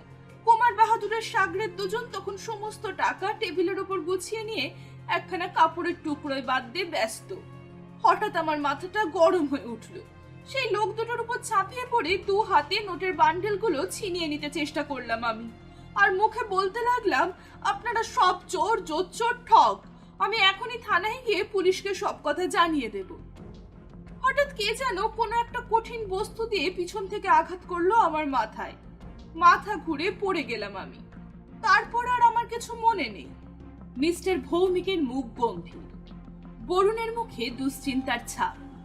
কেবল অহিনের মুখে একটা রহস্যময় হাসি ফুটে উঠেই মিলিয়ে গেল। আপনার জ্ঞান এলো কখন? কাল সন্ধ্যায় যখন আমার জ্ঞান হলো তখন দেখি আমি মেডিকেল কলেজ হাসপাতালে শুয়ে আছি। ওই আচমকা আঘাতে আপনি অজ্ঞান হয়ে গেলেও আপনার মাথা কোথাও কেটে ছিঁড়ে যায়নি, তাই তো? আগে না। আচ্ছা, বলুন তো কুমার বাহাদুর দেখতে কেমন? বেশ মোটা সোটা, ফর্সা চেহারা। অহিনের ইঙ্গিতে ও মিস্টার ভৌমিকের আদেশে একটা কনস্টেবল সেই রক্তমাখা ধুতি পাঞ্জাবি এনে হাজির করে সেখানে। দেখুন তো এই জামা কাপড় চিনতে পারেন কিনা? হ্যাঁ, কুমার বাহাদুর সেদিন এইরকমই একটা গিলে করা আদির পাঞ্জাবি গায়ে দিয়ে এসেছিলেন। তার ধুতির পাড়ও এরকম কালো ছিল। মহাদেব চৌধুরীর একখানা ফটো আনার ব্যবস্থা করুন মিস্টার ভৌমিক। মিস্টার ভৌমিক জবাব দেন, তার ফটোগ্রাফ মার্ডার স্কোয়াডের ওসির কাছেই রয়েছে। ওসি একটু বাইরে গেছে, এখনই হয়তো এসে পড়বে। আপনাকে একটু অপেক্ষা করতে হবে মিস্টার সোম। মাথা নেড়ে সম্মতি জানায় অহিন। মুকুন্দ দত্তকে বাইরে বসিয়ে রেখে অহিনের সঙ্গে আলোচনা করতে থাকেন মিস্টার ভৌমিক। মিস্টার ভৌমিক বলেন, তাহলে ব্যাপারটা দাঁড়াচ্ছে একটু অন্যরকম, যাকে বলে চোরের ওপর বাটপাড়ি। জুয়োর আসরে মহাদেব চৌধুরী কুমার বাহাদুর সেজে বসেছিলেন এবং মুকুন্দ দত্তর 20,000 টাকা আত্মসাৎ করেছিলেন, কিন্তু ভোগে লাগেনি টাকাটা। দোকানে সেই পাঞ্জাবি ম্যানেজার প্রীতম সিং আর তার দলের লোকেরা কুমার বাহাদুর রূপী মহাদেব চৌধুরীকে হত্যা করে সেই টাকাটা লুট করে নেয়। তারপর জানলা দিয়ে তার মৃতদেহটা সরিয়ে ফেলে। মাথা নেড়ে বরুণ সম্মতি জানায়, বলে, হ্যাঁ, ব্যাপারটা দেখে শুনে তো তাই মনে হচ্ছে। অহিন কিন্তু গম্ভীর মুখে চুপ করে থাকে। এমন সময় মুকুন্দ দত্তকে সঙ্গে নিয়ে মার্ডার স্কোয়াডের ওসি এসে ঘরের ভেতর প্রবেশ করে। হাতে তার একখানা ফটোগ্রাফ। খানিকক্ষণ ফটোগ্রাফের দিকে তাকিয়ে থেকে মুকুন্দ দত্ত বলে, আগে না, ইনি কুমার বাহাদুর নন। স্তব্ধ হয়ে যান মিস্টার ভৌমিক। বরুণ চুপ করে থাকে। সমস্ত ব্যাপারটাই আবার জট পাকিয়ে যায় তাদের কাছে। একটু রহস্যময় হাসি হেসে উঠে দাঁড়ায় অহিন। তারপর বলে, আজ তাহলে উঠি মিস্টার ভৌমিক। দুপুরে খাওয়া দাওয়া সেরে অহিনের ড্রয়িং রুমে বসেছিল অহিন ও বরুণ। বরুণ এক সময় জিজ্ঞেস করে, তোমার কি মনে হচ্ছে অহিন, মহাদেব চৌধুরীর মৃতদেহটা তারা কোথায় সরিয়ে ফেললো? খুঁজে পেয়েছি আমি। বলো কি, পেয়েছো? কোথায়, কখন? আজ সকালে বোম্বে থেকে যে চিঠিটা পেয়েছি ওই চিঠিতে। মৃদু হেসে জবাব দেয় অহিন। লালবাজারে মিস্টার ভৌমিকের ঘর। দুটো চেয়ারে পাশাপাশি বসে আছে অহিন ও বরুণ। টেবিলের উল্টো দিকে দাঁতে পাইপ চেপে উদ্বিগ্ন মুখে বসে আছেন মিস্টার ভৌমিক। মিস্টার ভৌমিক জিজ্ঞেস করেন, মহাদেব চৌধুরীর দেহটা কেমন করে খুঁজে বের করলেন মিস্টার সোম? এই চিঠির সাহায্যে। একবার দেখতে পারি চিঠিটা? একটু পরে মিস্টার ভৌমিক, তার আগে সেই ম্যানেজার প্রীতম সিং এর সঙ্গে দু একটা কথা বলতে চাই। সেন্ট্রাল লকআপ থেকে নিয়ে আসা হলো প্রীতম সিংকে। 4-5 দিন পুলিশ হেফাজতে বেচারা একদম শুকিয়ে আধখানা হয়ে গেছে। অহিন প্রীতম সিং এর মুখের দিকে তাকিয়ে প্রশ্ন করে, সেদিন আপনি আমাকে মিথ্যে কথা বলেছেন। মহাদেব চৌধুরীকে আপনি ভালো মতোই চেনেন। সে প্রতিদিন বিকেল 4টের সময় আপনার মদের দোকানে যেত।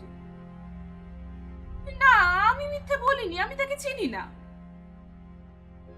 সঙ্গে সঙ্গে একটা কাণ্ড করে বসলো অহিন। এক লাফে প্রীতম সিং এর সামনে গিয়ে তার গাল পাট্টা দাঁড়িয়ে চেপে ধরলো সে। কি করছেন মিস্টার সোম, কি করছেন? বলতে বলতে চেঁচিয়ে ওঠেন মিস্টার ভৌমিক।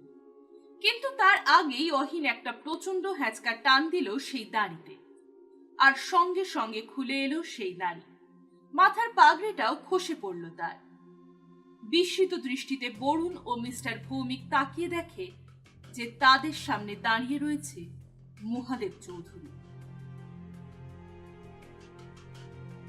ঘর ভর্তি পুলিশ অফিসার, বরুণও রয়েছে তার মধ্যে। চেয়ারে বসে ধীরে ধীরে বলতে থাকে অহিন, মহাদেব চৌধুরীর ব্যবসার কথা একদম বাজে। বোম্বেতে সিনেমা লাইনে মেকআপ ম্যানের কাজ করত সে, আর সেই সঙ্গে এটা ওটা করে বেশ কিছু পয়সা করে জমিয়েছিল।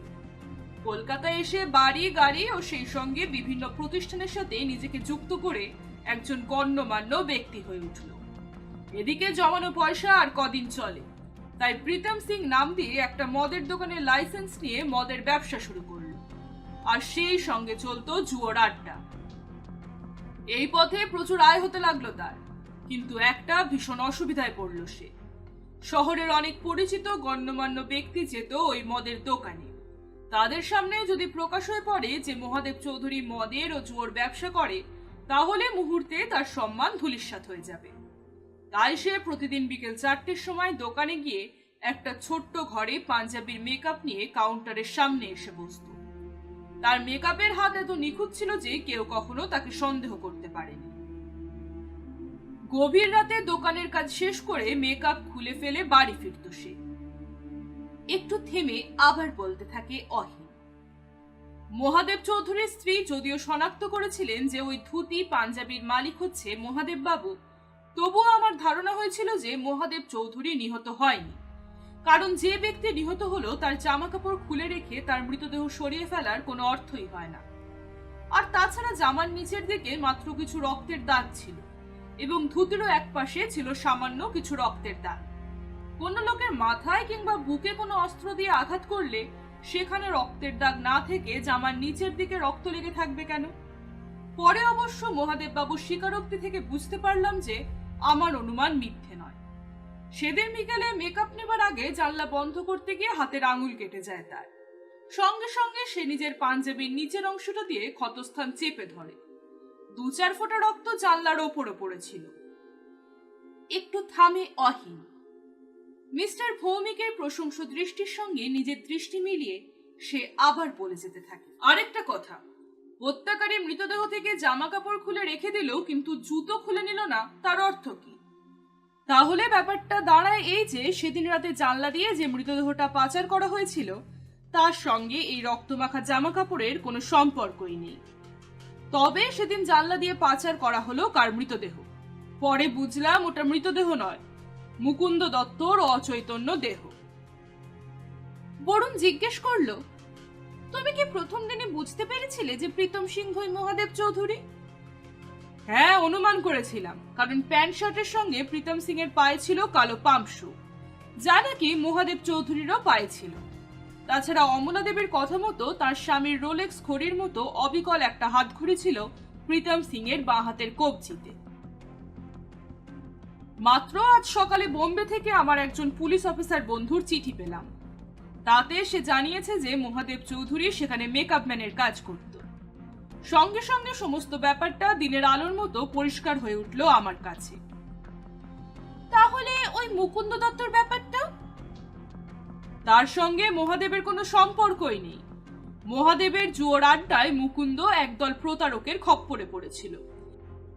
এই ধরনের প্রতারণার নাম নওসেরা ট্রিক্স। কথা শেষ করে অহিন। একবার হাতঘড়ির দিকে তাকিয়ে বরুণের উদ্দেশ্যে বলে, অনেক রাত হয়ে গেল, এবার বাড়ি চলো বরুণ। মিস্টার ভৌমিক চেয়ার ছেড়ে উঠে এসে আবেগে জড়িয়ে ধরেন অহিনকে। সকলের সপ্রশংস দৃষ্টির মধ্যে দিয়ে ধীরে ধীরে দরজার দিকে এগিয়ে যান অহিন সোম।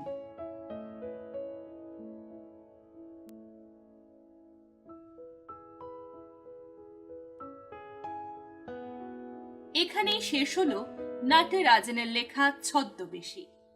গল্পটি কেমন লাগলো অবশ্যই জানাবেন কমেন্ট বক্সে। গোয়েন্দা বরুণ ও অহিনের গল্প যদি আরো শুনতে চান তাও আমায় অবশ্যই জানাবেন। আর চ্যানেলটিকে যদি এখনো সাবস্ক্রাইব না করে থাকেন এক্ষুনি চ্যানেলটিকে সাবস্ক্রাইব করে দিন।